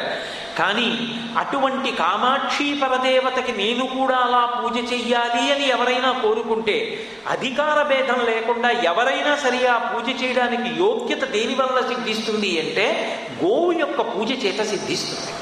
అందుకే గోవుకి పట్టుకెళ్ళి మీరు గ్రాసం పెట్టారనుకోండి, గడ్డి, ఒక అరటిపండు పెట్టారనుకోండి, అది ఎవరు తిన్నట్టు అంటే సాక్షాత్తుగా కామాక్షి పరదేవతయే తిన్నట్టు. మీరు గోవుకి నీళ్లు పోశారనుకోండి, సాక్షాత్ పరదేవతగా అభిషేకం చేసినట్టు. మీరు గోవుకి గంధం రాసి బొట్టు పెట్టారనుకోండి, సాక్షాత్ అమ్మవారికి గంధానులేపనం చేసి బొట్టు పెట్టినట్టు. గోవు పృష్ఠభాగంలో 4 పువ్వులు వేశారనుకోండి, సాక్షాత్తుగా పరదేవత యొక్క పాదముల మీద పువ్వులు సమర్పణం చేసినట్టు. అందుకే అధికార భేదంతో సంబంధం లేకుండా ఎవరైనా సరే ప్రత్యక్షంగా భగవతి యొక్క పూజ చేసినంత పుణ్యాన్ని మూటకట్టుకోవాలి అంటే సాధనము దేని వలన సిద్ధిస్తుంది అంటే గోవు యొక్క సేవ చేత, గోవు యొక్క పూజ చేత సిద్ధిస్తాయి. ఆ గోవులు మళ్ళీ వర్ణము ఏది ఉంటుందో గోవులకు రంగు రావడానికి కారణం అది. ఒక్కొక్కరికి ఒక్కొక్క కామ్యం ఉంటుంది. ఒక్కొక్క కామ్యాన్ని పొందాలనుకున్నవాడు ఆ రంగు గోవుని దానం చేస్తారు. ఉదాహరణకి సూర్యలోకంలో ఉండేటటువంటి సౌఖ్యములనన్నిటినీ పొందాలి అని ఒక వ్యక్తికి ఒక కామ్యం, ఒక కోరిక. ఇప్పుడు అటువంటి వ్యక్తి ఆ కోరిక తీరాలి అంటే ఎర్రగా ఉండేటటువంటి గోవుని దానం చేయాలి. అలాగే నేను ఇంద్రలోకంలో ఉండేటటువంటి భోగాలన్నీ అనుభవించాలి, ఆ సుఖాలన్నీ నేను పొందాలనుకున్నవాడు తెల్లటి గోవుని దానం చేయాలి. అగ్నిలోకంలో ఉండేటటువంటి సౌఖ్యములనన్నిటినీ నేను అనుభవించాలి అనుకున్న వ్యక్తి నల్లగా ఉండేటటువంటి గోవుని దానం చెయ్యాలి. వాయులోకంలో ఉండేటటువంటి సౌఖ్యములనన్నిటినీ నేను అనుభవించాలి అనుకున్నటువంటి వ్యక్తి బూడిద రంగులో ఉండేటటువంటి గోవుల్ని దానం చేయాలి. ఏ రంగులో ఉన్నటువంటి గోవుని అయినా సరే ఏ కోరిక లేకుండా దానం చేసినటువంటి వాడు భగవంతుని యొక్క పరిపూర్ణమైన అనుగ్రహాన్ని పొందుతాడు. గోవులకు వర్ణములు ఎందుకు వచ్చాయి అంటే ఆ వ్యక్తులలో ఉండేటటువంటి కామ్యమును తీర్చుకోవడానికి సాధనాన్ని ఏర్పాటు చేయడం కోసం రంగులు వచ్చాయి తప్ప యథార్థములకు ఏ రంగులో ఉన్న ఒక్క కపిల గోవు వినా మిగిలినటువంటి గోవులన్నిటిది కూడా సమానమైనటువంటి స్థాయి. అటువంటి గోవు చాలా గొప్ప స్థానాన్ని పొందుతుంది. మనకి శాస్త్రంలో ఒక మాట చెప్తారు, ఏదైనా ఒక పెద్ద కార్యక్రమాన్ని నిర్వహించాలనుకున్నాడు అనుకోండి, అది అపారమైనటువంటి పుణ్యం ఉంటే తప్ప ఆ కార్యాన్ని నిర్వహించడం సాధ్యం కాదు. అంత గొప్ప సంకల్ప బలం ఉండాలి. అంత గొప్ప సంకల్ప బలం ఉండాలంటే అంత గొప్ప ధర్మాచరణం చేసి పుణ్యమును సముపార్జన చేసిన వాడై ఉండాలి. విపరీతమైనటువంటి పాపాచరణం ఉన్నవాడు అనుకోండి, ఆయన చేసినటువంటి పాపములు ఆయన యొక్క చర్మంలోకి ఆయన యొక్క ఎముకలలోకి కూడా ప్రవేశిస్తాయి. అలా లోపలికి ప్రవేశించినటువంటి పాపరాశిని దహింప చెయ్యగలిగినటువంటి క్రతువు లోకంలో లేదు. దాన్ని పోగొట్టడం ఏ కారణం చేత ఇక సాధ్యం కాదు. కానీ పంచగవ్యములు ఉంటాయి. గవ్యము అంటే ఆవు నుండి స్రవించినది అని అర్థం. ఆవు నుండి వచ్చినటువంటి 5 పదార్థములు. దానికి ఇక బయట ఉన్నటువంటి ఏ పదార్థాన్ని కలపడానికి వీల్లేదు. ఆవు ఇచ్చినటువంటి పాలు, ఆవు పాలు తోడి పెట్టినప్పుడు వచ్చినటువంటి పెరుగు, ఆ పెరుగుని మజ్జిగ చేసి చిలికినప్పుడు వచ్చినటువంటి వెన్నకాయగా వచ్చిన నెయ్యి, ఆవు యొక్క పేడ, ఆవు యొక్క మూత్రము, ఈ 5టిని ఒక గిన్నెలో కలుపుతారు. కలిపి ఒక మంత్రం చెప్తారు. యత్ త్వక్ అస్తి గతం పాపం దేహే తిష్టతి మామకే ప్రాశనం పంచగవ్యస్య దహత్వాగ్నిర్వేంధనం అంటారు. అంటే యత్ త్వక్ అస్తి గతం పాపం, నా చర్మాన్ని నా యొక్క ఎముకలను పాపములు పట్టుకుని ఉన్నాయి. అందుకే చర్మం అంతా కాలిపోయిన తర్వాత బూది కుప్పగా పడిపోతుంది. ఎముకలు కాలిపోవు, కింద పడిపోతాయి. అస్థి సంచయనము అని ఆ ఎముకలు తీసి దాస్తాడు కర్త. ఈ బూదిని ఒక పిడతలో పట్టుకుంటాడు. పట్టుకుని ఈ ఎముకలు ఈ బూది కలిపి తీసుకెళ్ళి గంగాది పరమ పవిత్రమైనటువంటి నదులలో కలుపుతారు. ఎందుకంటే ఈ శరీరంలో ఈ పాపము జీవుణ్ణి వెంట పట్టుకుని పెడుతుంది. అందుకని ఇవి గంగా నదిలో కలిసినటువంటి కారణం చేత పాపములు పోవాలన్నారు. ఎప్పుడు శరీరం పడిపోయాక.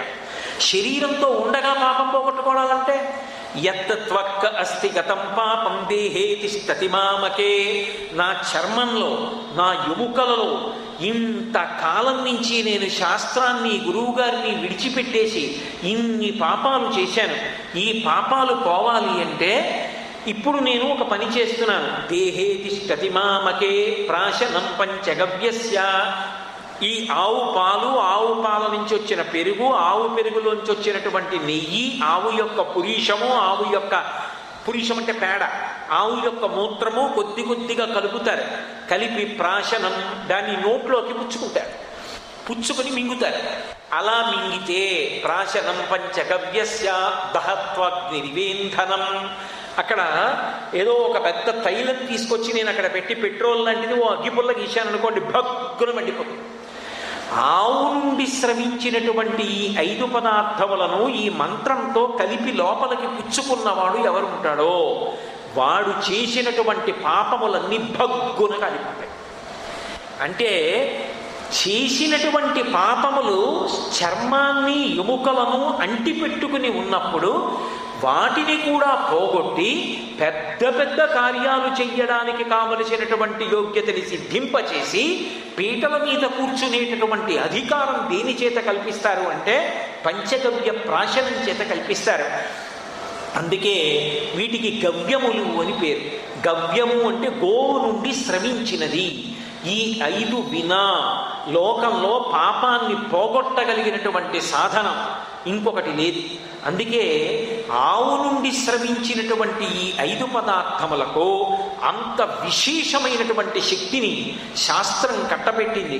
అంటే ఆవు ఎంత శక్తివంతమైనదో, ఆవుకి ఒక గోశాల వెయ్యడం, ఆ శాలలో కూర్చోవడం, శాలలో ప్రవేశించడం, శాలలో కూర్చుని ఏదైనా విషయాన్ని పారాయణ చేయడం, గోశాల ఒక చోట దగ్గరగా ఉండడం, అది జీవితంలో అంతకన్నా అదృష్టహేతు ఇంకొకటి లేదు. అందుకే పెద్దలైనటువంటి వారు తమంత తాముగా కోరుకుని ఎక్కడుంటారు అంటే గోశాలలో ఉంటారు. కంచికామకోటి పీఠాధిపత్యం వహించినటువంటి మహాపురుషులు, ప్రాతస్మరణీయులు, అపర శివావతారులు చంద్రశేఖరేంద్ర సరస్వతి మహాస్వామి వారు ఒకప్పుడు శ్రీశైలం వెళ్ళారు. శ్రీశైలంలో ఇప్పటికీ కూడా కంచివారి యొక్క ఆ పీఠానికి సంబంధించినటువంటి శాఖా ప్రాంగణం ఉంది. ఆ శాఖా ప్రాంగణాన్ని ఇప్పటికీ సముద్రాల కృష్ణమూర్తి గారు అద్భుతంగా నిర్వహిస్తున్నారు. అందులో ఒక గోశాల ఉంటుంది. హిమవత్ పర్వత శిఖరాల్లో ఉంటాయి గోవులు.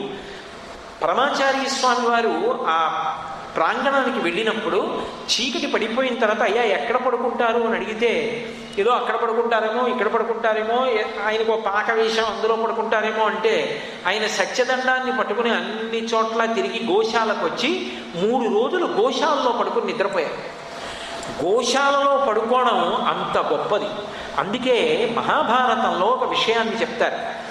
మనిషి ప్రయత్నపూర్వకంగా సంవత్సరంలో 3 రోజులు గోశాలలో కలపాలి. ఆ 3 రోజులు సాధారణంగా ఏవై ఉండాలి అంటే, ఎక్కువ వెళ్ళగలిగితే మంచిదే, కనీసం 3 రోజులు. ఏ 3 రోజులు అంటే ఆశ్వయుజ మాసంలో వచ్చేటటువంటి కృష్ణపక్షంలో అష్టమి, నవమి, దశమి.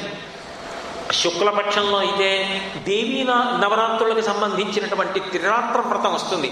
దుర్గాష్టమి, మహర్నవమి, విజయదశమి. కృష్ణపక్షంలో అష్టమి, నవమి, దశమి ఈ 3 తిథులు గోశాలలో గడపాలి. ఆ 3 తిథులను గోశాలలో గడిపినప్పుడు చక్కగా గోశాలలో కూర్చుని ఏవైనా మంచి విషయాలు పారాయణ చేసుకోవడం, ఓ మంచి గ్రంథాన్ని దేన్నైనా అక్కడ కూర్చుని చదువుకోవడం, గోవు నుండి వచ్చినటువంటి పాలు తాగి 3 రోజులు జీవనం చెయ్యడం. లేదండి అలా ఉన్నా కూడా మా శరీరం పడిపోతుంది, రోగగ్రస్తం అయిపోయిందంటారా, అప్పుడు పరమ పరిమితమైనటువంటి ఫలముల వంటి ఆహారాన్ని స్వీకరించడం. ఈ 3 రోజులు కనీసం గోశాలలో గడపడానికి యోగ్యమైన రీతిలో గోశాలని నిర్మించుకోవాలి. అందుకే ఆ 3 రోజులు గోశాలకి వెళ్ళి ఉండడానికి యోగ్యంగా అవకాశం ఉంటే, ఆ 3 రోజులు సంవత్సరంలో కనీసం గోశాలలో ఎవడు గడుపుతాడో వాడు తరించిపోయినట్టే. వాడు తరించిపోయాడు, వాడు ఊర్ధ్వలోకాలు పొందుతాడనడంలో అనుమానం లేదు. ఇది ఒక్క భీష్ముడు ధర్మరాజుకు చెప్పింది కాదు. భీష్ముడు ఈ విషయాలు చెప్పేటప్పుడు అనుశాసనిక పర్వంలో ఎన్నో విషయాలను ఉటంకిస్తాడు. వశిష్ఠుడు ఒకానొకప్పుడు ఇక్ష్వాకు వంశంలో పుట్టినటువంటి సౌదాసురనబడేటటువంటి మహారాజుకి చేసినటువంటి ఉపదేశం, వ్యాసుడు శుకాచార్యుల వారికి చేసినటువంటి ఉపదేశం, ఈ ఉపదేశాల్లో చెప్పబడినటువంటి గో వైభవాన్నంతటినీ కూడా భీష్ముడు అప్పశయ్య మీద పడుకుని ఉటంకించాడు. అందుకని ఒక గోశాల అనేటటువంటిది అంత వైదికంగా మనం ధరించడానికి యోగ్యమైనటువంటి భూమిగా గోశాలని నిర్మించుకోవడం దేనికి అంటే, కేవలం ఏదో గోవుల్ని రక్షించాం కాదు, ఆ గోవుని పట్టుకుని మనందరం కూడా తరించిపోతాం. గోవు ఒక్కటే దివ్య స్నానాన్ని అనుగ్రహిస్తుంది. మిగిలినవి ఏవి కూడా దివ్య స్నానాన్ని అనుగ్రహించవు. మనకి వాయుస్నానము అని ఒక స్నానం చెయ్యాలి సంవత్సరంలో ఒకసారి. అది గోధూళి వేళ అని సాయంకాలం వేళ ఆవులు ఇంటికి వెళ్ళిపోతాయి. అదో విచిత్రమైన లక్షణం వాటికి. సూర్యాస్తమయం అవుతోంది అంటే గోవులు తమంత తాము కట్టుకొయ్యలు ఎక్కడుంటాయో అక్కడికి వెళ్ళిపోతాయి. అవి అలా వెళ్ళిపోతున్నప్పుడు వాటి వెనక నడిస్తే చాలు, వాటి యొక్క డెక్కల నుండి ధూళి పైకి రేగుతుంది.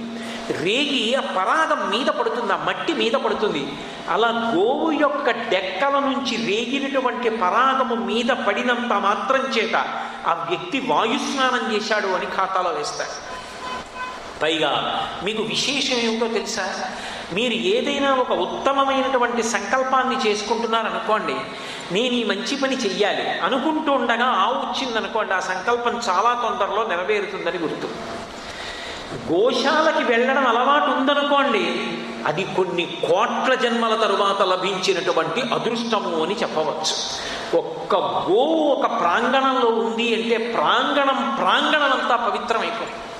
అంత శక్తివంతమైనటువంటి ప్రాణి ఆ గోవు.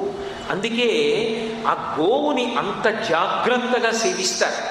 గోవు శరీరంలో ఎన్ని పదార్థములు ఉంటాయో అన్నీ కూడా మనిషి తరించడానికి హేతువులై ఉంటాయి. అందుకే మీరు చూడండి, గోవు పాలిచ్చేటటువంటి ప్రాణుల యొక్క జాతికి చెందినది. పాలిచ్చేటటువంటివి లోకంలో ఎన్నో ప్రాణులు ఉన్నాయి.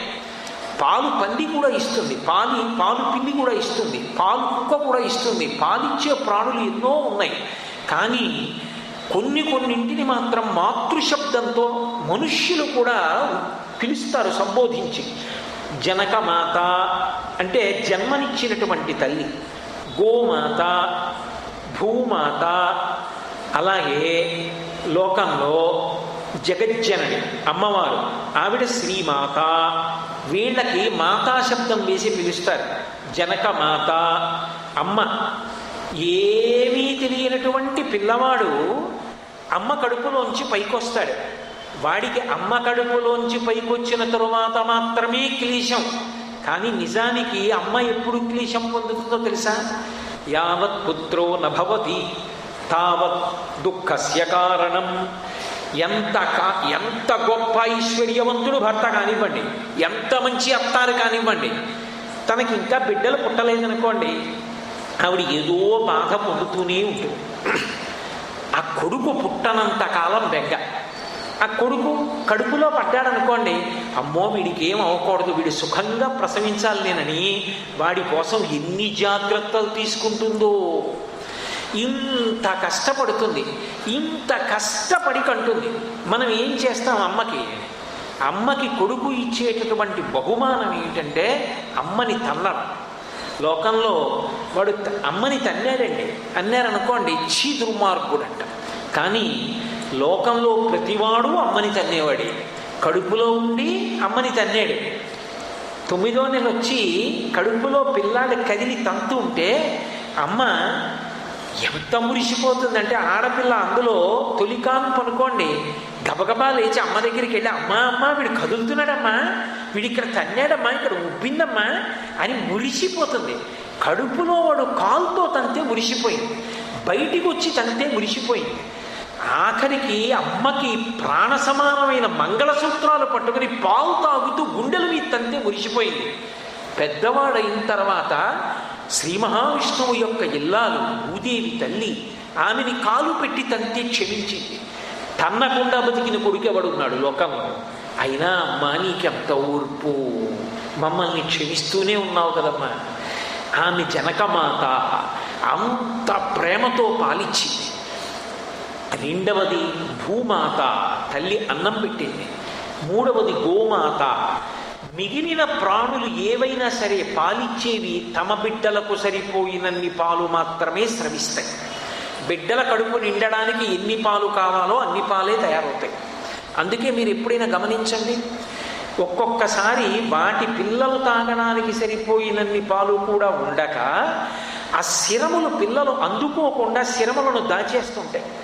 భూమికి ఆ శిరములను అడ్డంగా పెట్టేసి పొట్ట వాటి మీద పెట్టుకు పడుకుంటాయి. ఎందుకని అంటే అదే పనిగా పిల్లలు తాగుతుంటే వాటి ఎందుకు పాలు ఉండవు. పాలు ఉండగా శిరములను పట్టుకుని చప్పరిస్తుంటే వాటికి బాధగా ఉండి అవి పిల్లలకు అందకుండా చూస్తాయి. మీరు నన్ను ఆశ్చర్యంగా చూడక్కర్లేదు, పంది చాలదండి. పంది కడుపు కిందంతా శిరములు వేలాడుతుంటాయి. పంది పిల్లలు అటు ఇటు వచ్చి తాగుతుంటాయి. అదే పనిగా పాలు తాగుతుంటే పాపం దానికి పాలు లేక ఆ పిల్లలు వచ్చి తాగుతుంటే ఇంకా పాలు లేవని అది ఏం చేస్తుందంటే శిరములన్నింటినీ కూడా భూమి దగ్గర పెట్టేసి పొట్ట దాని మీద పెట్టేసి శిరములు కనపడకుండా పడుకుంటుంది. ఈ పిల్లలు వచ్చి అటు ఇటు అటు ఇటు అటు ఇటు దూరి వెతుక్కుంటాయి, దొరకవు శిరములు. అవి అటు ఇటు చెదిరిపోయి ఏవో తింటుంటాయి. అప్పుడు మళ్ళీ ఏదో ఇంత తిని మళ్ళీ పాలు స్రవిస్తుంది, మళ్ళీ పిలుస్తుంది పిల్లల్ని, పిలిచి మళ్ళీ శిరములు అందిస్తుంది. తన బిడ్డలకు కావలసినన్ని పాలు మాత్రమే తయారు చేస్తాయి ప్రాణులు.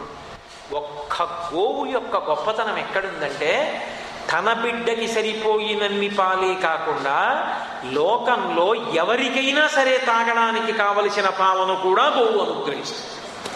నేనన్న మాట బాగా పట్టుకోవాలి. ఎవరికైనా తాగడానికి వీలుగా. నేను ఈ మాట అనడానికి కారణం ఏమిటో తెలుసా? తల్లి లేని పిల్లవాడికి కూడా, తల్లి లేని పిల్లకి కూడా పాలు ఎవరికి ఇస్తారంటే ఆవు యొక్క పాలు ఇస్తారు. ఆ ఆవు అంత ఉదాత్త భావనతో ఉంటుంది. మరి దానికి ఎలా తెలుస్తుందో తెలియదు. అంతవరకు ఎందుకండి? మన గోశాల దగ్గర ఒకప్పుడు ఒక ఆవు అలా వెళ్ళిపోతూ, ఏదో ఒకటి ఆవు ఈనేసేటప్పటికి చుట్టుపక్కల ఉన్న ఊర కుక్కలన్నీ వచ్చి పడిపోయి దానికి వెనక వేలాడుతున్న మావి పీకేలే. ఆవు భయపడి పరిగెత్తి వెళ్ళిపోయి ఈ కుక్కలన్నీ వచ్చి అప్పుడే పుట్టిన దూడ మీద పడిపోయి దూడని కొరికేసి దానికి చివి ముక్క కొరికి తినేసి. ఈలోగా మన గోశాలకు సంబంధించిన వాళ్ళు గుళ్ళో చూసి కర్రలు పట్టుకు పరిగెత్తి ఆ దూడను తీసుకొచ్చి వెతికారు ఆవు కోసం. మావితో కనపడుతుంది కదా అని. ఆవు కనపడలేదు. ఈ దూడ, దీనికి పాలు ఎలా? మన గోశాలలోనే అంతకుముందు వారం రోజుల ముందు ఈవినటువంటి ఒక ఆవు తన దూడకి ఈ దూడకి కూడా పాలిచ్చి పెంచింది. ఇప్పుడు ఆ గోవు ఇంకో దూడని ఈనడానికి సిద్ధంగా ఉంది, పెద్దదై. అంత విచిత్రంగా ఉంటుంది.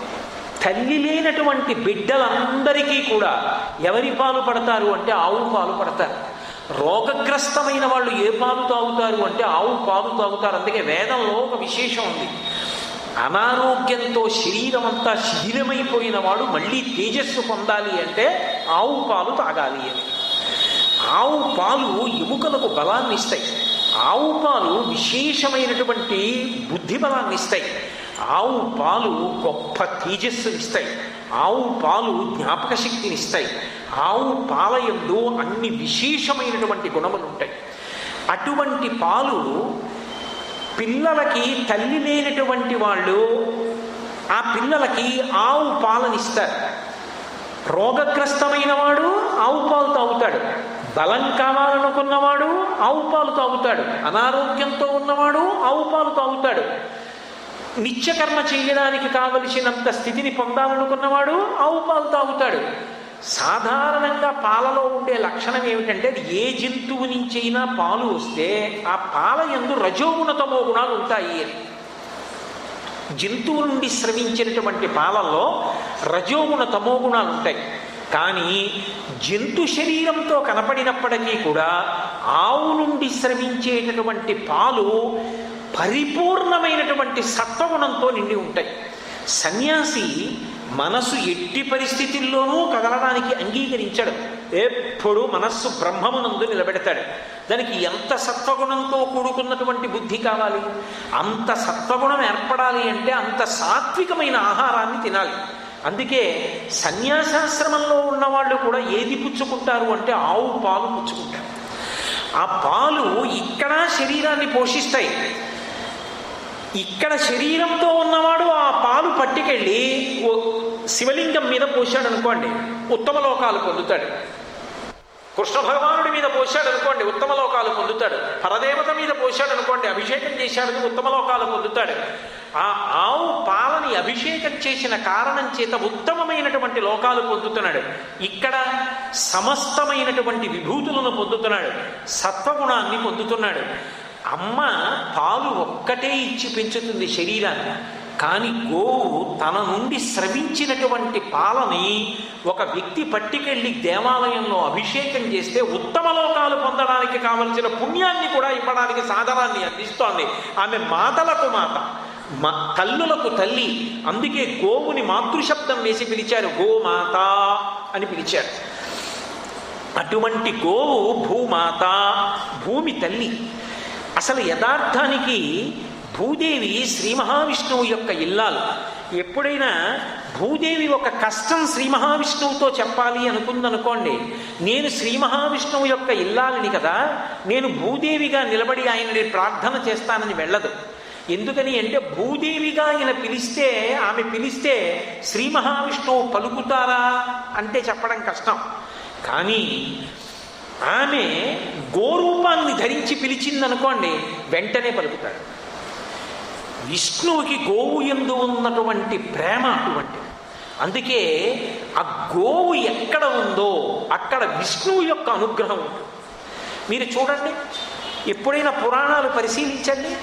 భూమి చాలా బాధపడింది అనుకోండి, లోకంలో పాపం పెరిగిపోతోంది అనుకోండి, శాస్త్ర విరుద్ధంగా ప్రవర్తించేటటువంటి వారి సంఖ్య పెరిగిపోతోంది అనుకోండి, అప్పుడు ఆ కష్టం శ్రీ మహావిష్ణువుకి చెప్పవలసి వస్తే భూదేవిగా నిలబడి పిలవదు, ఆమె గోమాతగా నిలబడి పిలుస్తుంది. మీరు భాగవతం చదివితే భాగవతంలో భూమి శ్రీ మహావిష్ణువుని పిలవవలసి వచ్చినప్పుడు, లేదా ధర్మానికి 3 కాళ్ళు పోయి ఒంటి కాలు మీద వృషభం నిలబడితే ధర్మాన్ని ఎద్దుతో సంకేతిస్తారు. ఆ ఎద్దు రూపంలో ధర్మం నిలబడితే భూమి గోరూపంలో నిలబడి చెప్తుంది, ఎందుకయా ఈ లోకంబున పూర్వము 4 పాదముల నీవు నడతువు, నేడా శ్రీలలనేశుడు లేమిని కాలముచే నీకు ఒంటి కాలయ్య కదే అంటుంది. పూర్వం ఓ ధర్మమా నీకు 4 పాదాలు ఉండేవి, ఇప్పుడు శ్రీకృష్ణ భగవానుడు అవతార పరిసమాప్తి చేశాడు, కలియుగం వచ్చింది, అందుకే నీకు 3 పాదాలు లేకుండా 1 పాదంతో నడుస్తున్నావా అని అడుగుతుంది. భూదేవి గోరూపాన్ని పొందుతుంది. అందుకే భూమాత ఒకరు, గోమాత ఒకరు కాదు. నిజానికి ఈ భూమి అంతా మాతృరూపంతో నిలబడితే చూడాలి అనుకుంటే అదే గోమాత. అందుకే భూమాత ఏ రూపాన్ని పొంది విష్ణువుని పిలుస్తుంది అంటే గోమాత రూపాన్ని పొంది పిలుస్తుంది. అందుకే లలితా సహస్రనామ స్తోత్రంలో గోమాత గుహజన్ బభూహు అని కదా అమ్మవారికి పేరు. అమ్మవారికి గోమాత అని ఒక పేరు. ఆ గోవు రూపంలో తిరుగుతూ ఉంటుంది. ఆ గోవు భగవదారాధనకి కావలసినటువంటి సమస్త ఉపకరణములను సమకూరుస్తుంది. ఒకప్పుడు గోవులన్నీ బ్రహ్మగారిని స్తోత్రం చేశాయి. స్తోత్రం చేస్తే బ్రహ్మగారు అనుగ్రహించి వాటికి శృంగములను ఇచ్చాడు. శృంగములు అంటే కొమ్ములు. ఆవుకి కొమ్ము ఉంటే ఏమిటి ఉపయోగం అని మీరు అడగచ్చు. అది తనని తాను రక్షించుకోవడానికి కదా అనుకుంటారు. కానీ గోవుకి ఉన్న గొప్పతనం ఏమిటంటే గోవు యొక్క శరీరం తనంత తాను పడిపోయాక బలవంతంగా చంపకూడదు. గోవు తనంత తాను శరీరం విడిచిపెట్టేసిన తర్వాత గోవు యొక్క కొమ్ము తీసేసి దాన్ని సంస్కరించి ఆ శృంగమునకు కొమ్ము యొక్క చివరి భాగంలో కన్నం పెడతారు. పెట్టి దానికి చిన్న ఆవు ముఖం వెండితో బంగారంతో తొడుగుతారు. గోముఖం అని గోశృంగం అంటారు. తొడిగి ఆ గుల్లగా ఉన్న భాగాన్ని ఎత్తి పట్టుకొని చమక భాగం రుద్రంలోంచి చదువుతున్నప్పుడు పాలు పోస్తారు. పోసి దాన్ని నిండా పోసి యువతల మూతిని ఇలా వేలుతో నొక్కి ఇలా పట్టుకుంటారు. పట్టుకుంటే సహాయకుడు దాన్ని నిండా పాలు పోస్తారు. పోస్తే శివలింగం మీద పెట్టి వేలు తీసేస్తారు. వేలు తీసేస్తే మీరు ఎప్పుడైనా చూసారో లేదో ఇలా తిన్నగా పడవు, ఇలా లేచి ఇలా పడతాయి.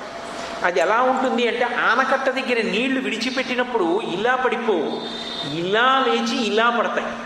అది ఎలా పడతాయో అలా కొమ్ములోంచి ఇలా లేచి పడతాయి. ఆ పాలు పడుతున్నప్పుడు అవి శివలింగం మీద పడతాయి. అలా చమకంతో అభిషేకం చేసేటప్పుడు గోశృంగము నుండి ఆవు పాలు పోస్తే అది విశేషాభిషేకం అని పిలుస్తారు. అలాగే మనిషి ఉత్తరక్షణ స్నానం చెయ్యాలనుకోండి, స్నానం చేయడానికి అవకాశం లేదు, కానీ వెంటనే స్నానం చెయ్యాలి. పవిత్రతని సిద్ధింప చేసుకోవడానికి ఎలా అంటే భస్మ స్నానం అంటారు. కాస్త విభూతి తీసి తల మీద చల్లుకుంటారు. చల్లుకుంటే స్నానం చేసినట్టే. అంటే స్నానం మానేసి అలా చేయమన్న ఉద్దేశం కాదు, స్నానం చేయడానికి అవకాశం లేనప్పుడు అని. అటువంటి భస్మ ఎక్కడి నుంచి వస్తుంది? మట్టిని కాల్చకూడదు, మట్టిని కాలిస్తే దోషం వస్తుంది. ఆవు పేడ కాల్చాలి. అందుకే భస్మజాబాల్యోపనిషత్తు అని ఒక ఉపనిషత్తు ప్రత్యేకంగా దాంట్లో విభూతిని ఎలా తయారు చేస్తారో చెప్తారు. అలాగే స్కాంద పురాణంలో బ్రహ్మోత్తర ఖండంలో వర్ణించారు. ఏ మంత్రాలతో ఆ ఆవు పేడని చిన్న చిన్న ఉండల కింద చేసి అగ్నిహోత్రంలో ఆ మంత్రాలతోటి కాలుస్తారు. కాల్చినప్పుడు విభూతి వస్తుంది.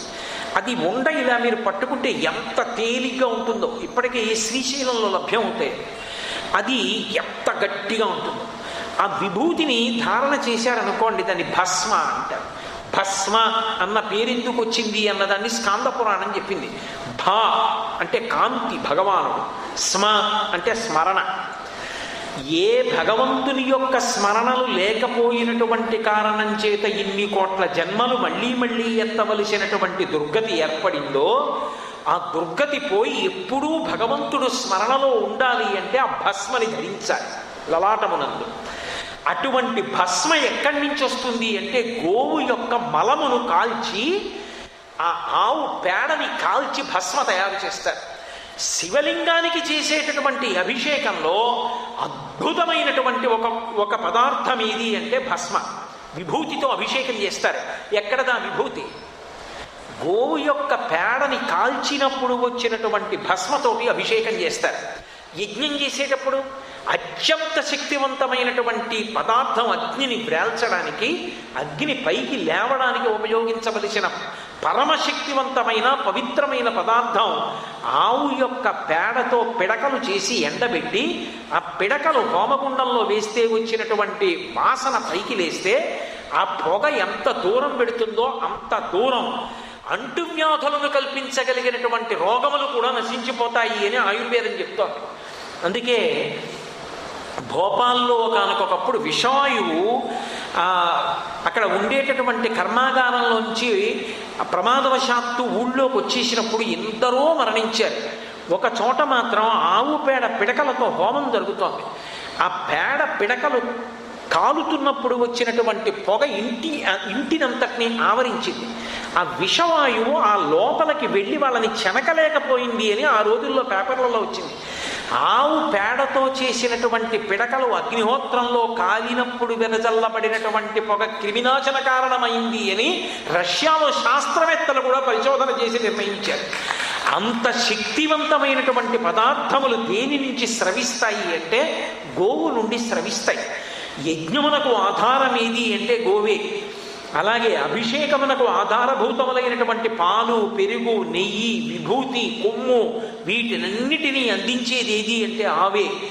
ఆవు నుండి దేవాలయంలో భగవంతుడికి రాజోపచారాలు చేయడానికి కావలసినటువంటి అద్భుతమైనటువంటి సాధనములు సమకూరుతాయి. గోవు యొక్క చర్మంతో మృదంగాన్ని తయారు చేస్తారు. భగవంతుడికి రాజోపచారాలు చేసేటప్పుడు వాద్యం ఘోషయామి అంటారు. అప్పుడు మృదంగం వాయిస్తారు. ఆ మృదంగం వాయించాలి అంటే చర్మంతో చేసినటువంటి సాధనం. అది గోవు బ్రతికుండగా చంపి చర్మాన్ని ఒలవడం కాదు. గోవు తనంత తాను శరీరాన్ని విడిచిపెట్టేసిన తరువాత వలచబడినటువంటి చర్మంతో చేయబడినటువంటి సంగీత పరికరాన్ని మళ్ళీ భగవంతుడి యొక్క ఆలయంలో మోగిస్తారు. అదే మనమైతే తోలు పరికరాన్ని ఏ బెల్ట్ లాంటిదో పెట్టుకున్నా కూడా దేవాలయ ప్రవేశాన్ని అనుమతించరు. కానీ ఆవు యొక్క తోలు మృదంగం రూపంలో అది శరీరం విడిచిపెట్టాక కూడా ఈశ్వరుడికి సేవ చేస్తుంది. గోరోచనము అని ఒక ప్రత్యేకమైనటువంటి పదార్థం. అదే కపిలవర్ణంలో ఉంటుంది అంటారు. కపిలవర్ణము గోరోచనము రెండు ఒకటే రంగు. గోరోచనము గోరోజనము అని రెండు ఒకటే. అది ఆవు యొక్క కడుపులో ఎర్ర నల్ల రంగులు కలిసినటువంటి నెత్తుటి రంగు ఎలా ఉంటుందో అటువంటి రంగులో ఒక ఆవు తను బతికున్నంత కాలం తిన్నటువంటి ఆహారంలోంచి కొద్ది ముద్ద తయారు చేస్తూ పెడుతుంది. అది ఓ కుంకుడు గింజంత తయారవుతుంది. తయారయ్యి పెద్దదైన తర్వాత ఆవు తనంత తాను శరీరం విడిచిపెట్టేశాక, ఆవు బతికుండగా కాలుసమంటే మళ్ళీ చెప్తున్నాను, ఆవు శరీరం విడిచిపెట్టిన తర్వాత ఆ గోరోచన స్థానాన్ని గుర్తిస్తారు. గుర్తించి ఆ ఆవు కడుపు కోసి అందులోంచి గోరోచనాన్ని తీస్తారు. ఆ గోరోచనాన్ని దేవాలయంలో వెలిగిస్తారు, ధూపం వేస్తారు. ఆ గోరోచనాన్ని వెలిగించినప్పుడు వచ్చినటువంటి ధూపం ఏది ఉంటుందో అది దేవాలయంలో అత్యంత అద్భుతమైనటువంటి సేవలలో ఒక సేవగా పరిగణింపబడుతుంది. అటువంటి గోరోచనాన్ని సమకూర్చేటటువంటి మహోత్కృష్టమైనటువంటి ప్రాణి గోవు. గోవు ఒకటి రెండు కాదు. గోవు ఎక్కడ తిరుగుతూ ఉంటుందో అక్కడ ఉగ్రభూతములు సంచరించవు. గోవు తిరుగుతోంది అంటే చాలు ఆ మట్టి పవిత్రమైపోతుంది. గోవులు తిరిగినటువంటి ప్రాంతంలో ఉన్నటువంటి మట్టిని తీసుకొచ్చి తాలికలలో వేసి అంకురారోపణం చేస్తారు. గోవులు తొక్కిన చోట, గోవులు మలమూత్ర విసర్జన చేసిన చోట ఉన్నటువంటి మట్టి అంత శక్తివంతమైనది. పసిపిల్లలకి జడుపు అని ఒకటి ఉంటుంది.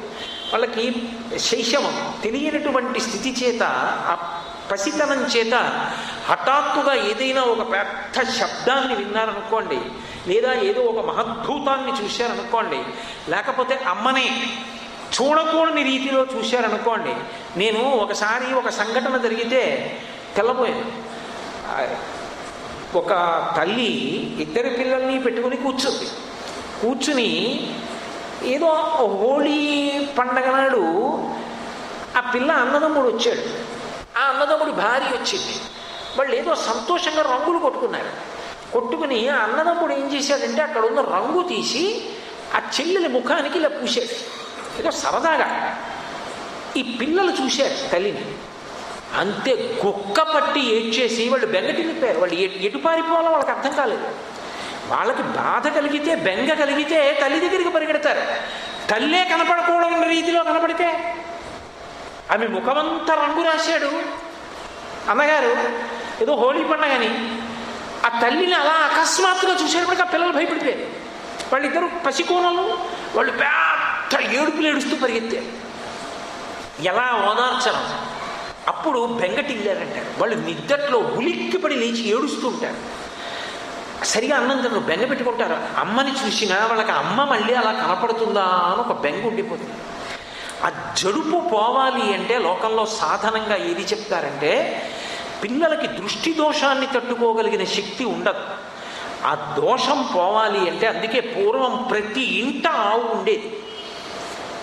పక్షులు బారే వేళంటారు. దానికి ముందు గోశాలలోకి తీసుకెళ్ళి ఆవు వెనక పిల్లవాడిని పట్టుకొని ఒక్కసారి ఆవు తోక తిప్పుతారు. తిప్పితే అలా ఆవు తోక తిప్పినంత మాత్రం చేత ఆ పిల్లవాడికి పట్టినటువంటి జడుపు, ఆ పిల్లవాడు పొందినటువంటి ఉద్వేగం పోయి శాంతి కలుగుతుంది. ఎందుచేత అంటే ఆ గోవు యొక్క శరీరం అంత పవిత్రం. నేను చెప్పిన మాట మీరు పరమ సత్యము అని విశ్వసించండి. మనసు ఎంతో ఆందోళనతో ఉంటే మీరు తెలిసి కానీ తెలియక కానీ వెళ్ళి గోశాలలో కాసేపు కూర్చోండి. మీరు ఆ గోవుల ముఖాల వంక, గోవుల వంక అవి మేత మేస్తూ అవి తింటూ వెనక వాటి తోకలు అవి చూస్తే, నిజంగా ఒక గోవు నడిచి వెళ్ళిపోతుంటే ఒక్కొక్కసారి దాన్ని వంక చూస్తే అమ్మవారి జడ అటు ఇటు ఊగుతూ అమ్మవారు నడిచి వెళుతోందా అనిపిస్తుంది. ఆ గోవు తోక చూస్తూ దాని కాళ్ళు చూస్తుంటే, దాని పృష్ఠభాగం వంక చూస్తే పరదేవత నడిచి వెళుతున్నట్లు అనిపిస్తుంది. ఆ గోవులు కళ్యాణకారకములు, గోవులు శోభనప్రదములు. గోశాలలో కూర్చున్నంత మాత్రం చేత ఆందోళనలు ఉపశమిస్తాయి. గోవుకి ఏదైనా పదార్థం తినిపించినంత మాత్రం చేత గ్రహములన్నీ కూడా ఉపశాంతి పొందుతాయి. తెలిసో తెలియకో పట్టుకెళ్ళి కాసిని కందులు పెట్టాడు, నానబెట్టినవి, గోవు తింది. తన జాతకంలో కందులు దానం చేసి ఏ గ్రహాన్ని ఉపశాంతి పొందేటట్టు చెయ్యాలని వ్రాయబడి ఉందో ఆ గ్రహం ఉత్తర క్షణంలో ఉపశాంతి పొందుతుంది, గోవు తింది కాబట్టి. గోవు ముట్టుకున్నంత మాత్రం చేత శ్రాద్ధకర్మ పూర్తయిపోతుంది. ఆ పితృదేవతారాధనలో పెట్టబడినటువంటి పదార్థములు వడ్డింపబడిన విస్తరణని గోవు ముట్టుకుందనుకోండి, పూర్తయినట్టే. ఏదైనా సరే గోవుకి ఉన్నంత శక్తి లోకంలో మీకు ఎక్కడా కనపడదు. అందుకే ఏదైనా ఒక మూర్తిని ప్రతిష్ఠ చేసినప్పుడు నేత్ర నిమీలనం చేస్తారు. ఆఖరణ కళ్ళుకి కొవ్వు పూయబడి ఉంటుంది, దాన్ని తీసేస్తారు.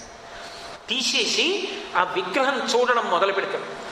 అప్పటి వరకు ఎంతో జపం చేసి ధారపోస్తారు. అంత శక్తితో ఆ మూర్తి చూస్తుంది. ఆ ప్రథమ వీక్షణాన్ని తట్టుకోలేరు ఎవరు. అందుకని కుంభం పోస్తారు, పెద్ద అన్నపురాశి పోసి దాని మీద పెద్ద గుమ్మడికాయ అవి పెడతారు. ఎవరు చూపులకు అటు రాకండి, అటు రాకండి, పక్కకెళ్ళిపోండి అంటారు. మొదటి దృష్టిపాతాన్ని ఎవరు తట్టుకుంటారంటే అన్నం కుంభం తట్టుకుంటుంది, రెండు గోవు తట్టుకుంటుంది. అందుకే ఆవును తీసుకెళ్ళి ఎదురుగుండా నిల్చోబెడతారు. ఈశ్వరుడి యొక్క దృష్టిపాతాన్ని తట్టుకోగలిగినటువంటి ఏకైక ప్రాణి ఏది అంటే గోవు. అందుకే గోవు ఇంట్లో ఉందనుకోండి, అది అన్ని ప్రమాదములను నివారిస్తుంది. ఆ గోవు అంత పరమ పవిత్రమైనటువంటి ప్రాణి. అందుకే శాంతి మంత్రం చెప్తూ ఒక మాట చెప్తారు, గోబ్రాహ్మణిభ్య శుభమస్తు నిత్యం లోకా సమస్తా సుఖినో భవంతు. గోవు బ్రాహ్మణులు సుఖముగా ఉండుగాక, లోకములు సుఖముగా ఉండుగాక. ఏ పక్షపాతమా? ముందు గోవులు బ్రాహ్మణులు సుఖంగా ఉండాలని, తర్వాత లోకాలు సుఖంగా ఉండాలంటాం ఎందుకు? ఏ లోకాలని కూడా గోవులు బ్రాహ్మణులతో కలిపి చెప్పకూడదా? వాళ్ళని పక్షపాతంతో ముందు చెప్పడం ఎందుకు?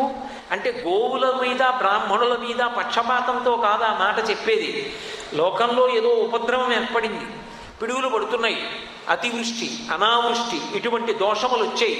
లోకంలో ఉన్న వాళ్ళందరూ కూడా బాధపడుతున్నారు. ఇప్పుడు ఆ బాధ పోవాలంటే దేవతల్ని ప్రసన్నం చేసుకోవాలి. దేవతల్ని ప్రసన్నం చేసుకోవాలంటే యజ్ఞం చెయ్యాలి. యజ్ఞం చెయ్యాలి అంటే ఆ మంత్రభాగం తెలుసుకుని వేదం స్వరంతో చదువుకున్న బ్రాహ్మణుడు ఉండాలి. ఇప్పుడు ఆ బ్రాహ్మణుడు ఉన్నాడు, కానీ యజ్ఞం చేద్దామంటే అసలు భూమిని శుద్ధి చెయ్యాలి. భూమిని శుద్ధి చెయ్యాలంటే గోవు ఉండాలి, గోమయం ఉండాలి. గోమయం లేకుండా భూమిని ఎలా శుద్ధి చేస్తావు? భూమిని శుద్ధి చేశావు, యజ్ఞం చెయ్యాలి. హవిస్సు ఇవ్వాలంటే ఆవు నెయ్యి ఉండాలి. ఆవు లేదు, నెయ్యి ఎక్కడి నుంచి వస్తుంది? ఆవు లేదు, పాలు ఎక్కడి నుంచి వస్తాయి? ఆవు లేదు, పెరుగు ఎక్కడి నుంచి వస్తుంది? ఇంకొక పాలు ఇంకొక పెరుగు పనికిరావు. ఆవు పాలు, ఆవు పెరుగు, ఆవు నెయ్యి, ఆవు యొక్క పురీషము, ఆవు యొక్క మూత్రము లేనినాడు యజ్ఞం చేయడం సాధ్యం కాదు. యజ్ఞం చెయ్యడానికి కావలసిన మంత్రం వచ్చిన బ్రాహ్మణుడు ఉన్నా గోవులు లేనప్పుడు యజ్ఞం చేయడం సాధ్యం కాదు. కాబట్టి ఆ యజ్ఞము లేనినాడు దేవతలను తృప్తిపరచడం సాధ్యం కాదు. కాబట్టి దేవతలను సంతోష పెట్టడం మన యొక్క కష్టాలను నివారించుకోవడం సాధ్యం కాదు. కాబట్టి దేవతలు సంతోష పెట్టగలిగినటువంటి యజ్ఞం అనేటటువంటి సాధనాన్ని ఉపయోగించుకోవడానికి వీలైన రీతిలో వేదం చదువుకున్నటువంటి వ్యక్తి కూడా సుస్వరంగా మంత్రములతో దేవతలకు హవిస్సులు ఇవ్వాలంటే దానికి సాధనము గోవు ఒక్కటే. గోవు నుండి ఈ పదార్థములు రావాలి. అందుకని ముందు గోవు బాగుండాలని కోరుకున్నారు. గో బ్రాహ్మణిభ్య శుభమస్తు నిత్యం లోకాః సమస్తాః సుఖినో భవంతు. ఆ గోవు బ్రాహ్మణుడు సుఖంగా ఉంటే లోకములన్నీ సుఖంగా ఉంటాయి. అందుకే మనకి రామచంద్ర ప్రభువు, కృష్ణ భగవానుడు వీళ్ళిద్దరూ కూడా వాంగ్మయంలో ఇద్దరూ రెండు కళ్ళల్లాంటి వాళ్ళు. అటువంటి రాముడి యొక్క జీవితాన్ని మీరు చూడండి, కృష్ణ భగవానుడిని చూడండి. నమో బ్రహ్మణ్య దేవాయ గో బ్రాహ్మణ హితాయ చ జగద్ధితాయ కృష్ణాయ గోవిందాయ నమో నమః. ప్రతిరోజు సంధ్యావందనంలో చెప్తారు ఈ శ్లోకం. కృష్ణ భగవానుడి యొక్క స్పర్శ తీసుకొచ్చినా, రామచంద్రమూర్తి యొక్క స్పర్శ తీసుకొచ్చినా వాళ్ళిద్దరికీ కూడా గోవులతో అంత గొప్ప అనుబంధం. గోవు ఎక్కడుంటుందో అక్కడ రామచంద్రమూర్తి యొక్క అనుగ్రహం, గోవు ఎక్కడుంటుందో అక్కడ కృష్ణ పరమాత్మ యొక్క పరిపూర్ణమైనటువంటి అనుగ్రహం. అసలు ఆ గోవు పరదేవతాస్వరూపం. అందుకే ఆ గోవే శ్రీమాతాస్వరూపం. లోకంలోట అమ్మవారు తల్లిని సృష్టించినప్పుడు ఒక బెంగ పెట్టుకుంది. వీడికి తల్లిని ఇచ్చారు, తల్లి లేకుండా ప్రాణి రాడు. మా అమ్మగారు ఉంటే కదూ నేను ఉండడం, మా అమ్మగారు ఉంటే కదూ నేను పుట్టడం. కానీ అమ్మ మీద ఎంత ప్రేమ ఉన్నా అమ్మ ముందు బిడ్డను వెళ్ళిపోవడం అమ్మ తట్టుకోలేదు. బిడ్డడి చేతిలో అమ్మ వెళ్ళిపోవడం ధర్మం. బిడ్డడు అంత్యేష్టి చెయ్యాలి తల్లిదండ్రులకు. బిడ్డల చేతిలో తల్లిదండ్రులు వెళ్ళిపోవాలని కోరుకుంటారు. కానీ ఏ అమ్మని నేను ఇచ్చానో ఆ అమ్మని నా చేతితో తీసేసినప్పుడు వాడు తట్టుకోగలడా అని ఆలోచించింది అమ్మవారు. నేను అలా తీసేసే ముందే వాడికి 3 అమ్మ స్థానాల్ని చూపిస్తానంది. అందుకే గోమాత, భూమాత, శ్రీమాత. కన్న తల్లి శరీరం విడిపోతే, అందుకే లోకంలో ఎవరికైనా ఒకటే పుట్టినరోజు. అమ్మకి ఎంతమంది పిల్లలు ఉన్నారో అన్నీ అమ్మ పుట్టినరోజు. గమనించండి జాగ్రత్తగా. నేనున్నాననుకోండి, ఈ శరీరం ఏ రోజు పుట్టిందో అది పుట్టినరోజు. మా అమ్మగారి పుట్టినరోజు. మా అమ్మగారు ఎంతమంది సంతానాన్ని కన్నారో ఆ సంతానాన్ని కన్న ప్రతిరోజు మా అమ్మ పుట్టినరోజు. ఎందుకని? నేను పుట్టినప్పుడు మా అమ్మ బ్రతుకుతుందో బ్రతకదో యథార్థంగానే. నేనేదో మాట వరస కంటలా నేను పుట్టినప్పుడు మా అమ్మగారు బ్రతకరు అని చెప్పారట. ఆవిడ ఎంత క్లేశపడి కందో, నా అదృష్టం ఆవిడ బ్రతికింది. బిడ్డడు పుడుతున్నాడు అంటే తను ఉంటుందో ఉండదో తెలియదు, జీవన్మరణ సమస్య. బిడ్డడు పుట్టాడు, ఆవిడ కూడా మళ్ళీ పుట్టింది, మరణం తప్పించుకుంది. ఎంతమంది పిల్లల్ని కందో అన్ని మాటలు ఆవిడ పుట్టింది, సావు తప్పించుకుంది. అందుకే ఎంతమంది పిల్లలు ఉన్నారో అన్నీ అమ్మకి పుట్టిన రోజులే. అమ్మ విషయంలో శాస్త్రం అంత పెద్దపీట వేసింది. అటువంటి అమ్మ వెళ్ళిపోతే వీడు కన్నుల నీరు పెట్టుకుంటాడేమోనని అమ్మవారు గోమాతని, భూమాతని, శ్రీమాతని ఇచ్చింది. అందుకే వేదంలో ఒక విషయం చెప్తారు, పుట్టినరోజు తప్పకుండా చేసుకోవాలి. పుట్టినరోజు చేసుకోవడము అంటే ఎలా? నల్లని నువ్వులు, ఆవు పాలు కలిపి 3 మాటలు లోపలికి పుచ్చుకోవాలి. అలా 3 మాటలు లోపలికి పుచ్చుకుంటే వచ్చే పుట్టినరోజు కూడా చూస్తాడు. అంటే మధ్యలో ఏదైనా గండకాలం ఉన్నా కూడా దాటిపోతుంది. అలా గండకాలాన్ని తప్పించగలిగినది ఏది అంటే ఆవు పాలు. అమ్మ రూపంలో నిలబడగలిగినది ఏది అంటే ఆవు.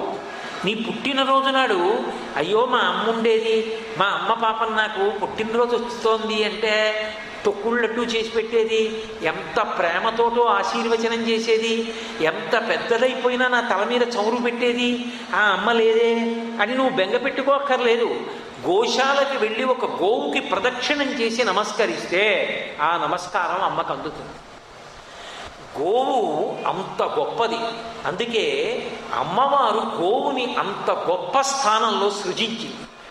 అమ్మ పెద్దదైపోతుంది, అమ్మ చంటితనంలో పాలిస్తుంది. ఎల్లకాలం పాలివ్వగలదా? కొంతకాలం అయిన తర్వాత అమ్మ పాలు ఇవ్వలేదు, అమ్మ వృద్ధురాలు అయిపోతుంది, అమ్మ ఏ పని చేయదు. అమ్మ ఏ పని చేయట్లేదు, అమ్మ పాలివ్వదు, ఇక అమ్మతో మనకేం పని, అమ్మ మనని ఇక పోషించలేదు అని అమ్మ బరువు అయిపోయింది అని ఇంకొకలా అమ్మ పట్ల ప్రవర్తిస్తాడా ఏ కొడుకైనా? అమ్మ బరువు అయిపోయిందని. అమ్మ బరువైపోయిందన్న మాట ఎలా రాకూడదో ఆవు బరువైపోయిందన్న మాట అలా రాకూడదు. ఆవు పాలివ్వడం మానేసిన, ఆవు ఇక మనకి పనికి రాకుండా పోయిందని అనిపించిన, గోవు వృద్ధాప్యాన్ని పొందిన ఆ గోవుని రక్షించుకోవడం సనాతన ధర్మమునందు ప్రతిపాదింపబడినటువంటి పరమ పవిత్రమైనటువంటి విశేషం. అందుకే ఆ గోవు అంత గొప్పది. అసలు మీరు ఏ కావ్యాన్ని పరిశీలించండి, ఏ పురాణాన్ని పరిశీలించండి, గోవు యొక్క స్పర్శ లేకుండా, గోవుకి సంబంధించినటువంటి మాట లేకుండా మీకు ఎక్కడా ఏవీ కనపడదు. ఏదైనా సరే గోవుతోటే ప్రారంభం అవుతుంది. లోకంలో ఎంత కష్టంలో ఉన్నవాడైనా సరే ఉద్ధరింపబడాలి అంటే చెప్పబడేటటువంటి మాట ఏమిటి అంటే గోసేవ చెయ్యమని చెప్తారు. గోసేవని మించిన సేవ లోకంలో ఇంకొకటి లేదు. ఒక ఆవుకి ఈగలు కుడుతూ ఉంటే కాసేపు ఆవుకి ఆ ఈగలు కుట్టకుండా చూడడం, దాని గంగడోలు నిమరణం. ప్రత్యేకించి గంగడోలు అంటారు, మెడ కింద భాగం దానికి దురద పెడుతూ ఉంటుంది. అందుకే మీరు ఆ గంగడోలు ఇలా ఇలా అన్నారనుకోండి, అది ఎంత సంతోషపడిపోతుందో, ఇలా మొరలు చాపి అర్ధనిమీలిత నేత్రాలతో నిలబడుతుంది. అలా నిలబడేటటువంటి ఆవుకి తన కంఠం కింద ఉన్న గంగడోలుని గోక్కోవడానికి అవకాశం ఉండదు. తోక అందదు, ఇలా గోక్కోవడమా కుదరదు. అందుకే గరుకు స్తంభం వేస్తే అది ఆ గంగడోలు రుద్దుకుంటుంది. రుద్దుకున్నప్పుడు వెంట్రుకలు పడతాయి. ఆ వెంట్రుకలు ఎన్ని పడ్డాయో అంతమందిని విడిపిస్తారు, పూర్వతరాల్లో నుంచి ఉత్తమ లోకాలకు పంపుతారు. గోవు యొక్క సమస్త అంగముల యందు దేవతలందరూ నిలబడి ఉంటారు. శివాలయంలో శివలింగ ప్రతిష్ఠ చెయ్యాలి అంటే అంత తేలికైన విషయం ఏం కాదు. కానీ మీకు ఎప్పుడూ శివలింగం పరమ పవిత్రంగా, ఎండుటాకులు పడనివ్వండి, దాని మీద కాకి కొన్నాళ్ళు పక్షులు వాలే అనుకోండి ఓ దేవాలయంలో, కొన్నాళ్ళు ఏదో కుక్క తిరిగింది అనుకోండి, కొంతకాలం అయిపోయిన తర్వాత దేవాలయానికి మళ్ళీ కుంభాభిషేకం చెయ్యాలి, అది శక్తి పుంజుకోవడానికి. కానీ కాకి వాళ్ళనివ్వండి, పిట్ట కూర్చోనివ్వండి, పసిపిల్లవాడు తెలియక ముట్టుకోనివ్వండి, అభిషేకం చెయ్యండి, చెయ్యకపోనివ్వండి, ధారాపాత్ర కట్టకపోనివ్వండి, పరమ పవిత్రమైనటువంటి లింగస్వరూపం ఎప్పుడు ఎక్కడుంటుందో తెలుసా? గోవు యొక్క మూపురంలో ఉంటుంది. దాని మూపురం ఉంటుందే, దాన్ని ఒక్కసారి ఇలా ముట్టుకున్నారనుకోండి, మీరు ఒక శివలింగాన్ని ముట్టుకున్నట్టే. మీరు భగవత్ స్వరూపాన్ని ముట్టుకోవాలి అంటే శౌచ ప్రధానమై ఉండాలి. స్నానం చేసి బట్ట ఎలా కట్టుకోవాలో అలా కట్టుకుంటేనే దేవాలయంలోకి ప్రవేశించాలి. కానీ ఒక గోవు ఉందనుకోండి, మీరు ఎలా ఉన్నారన్న దానితో సంబంధం లేదు.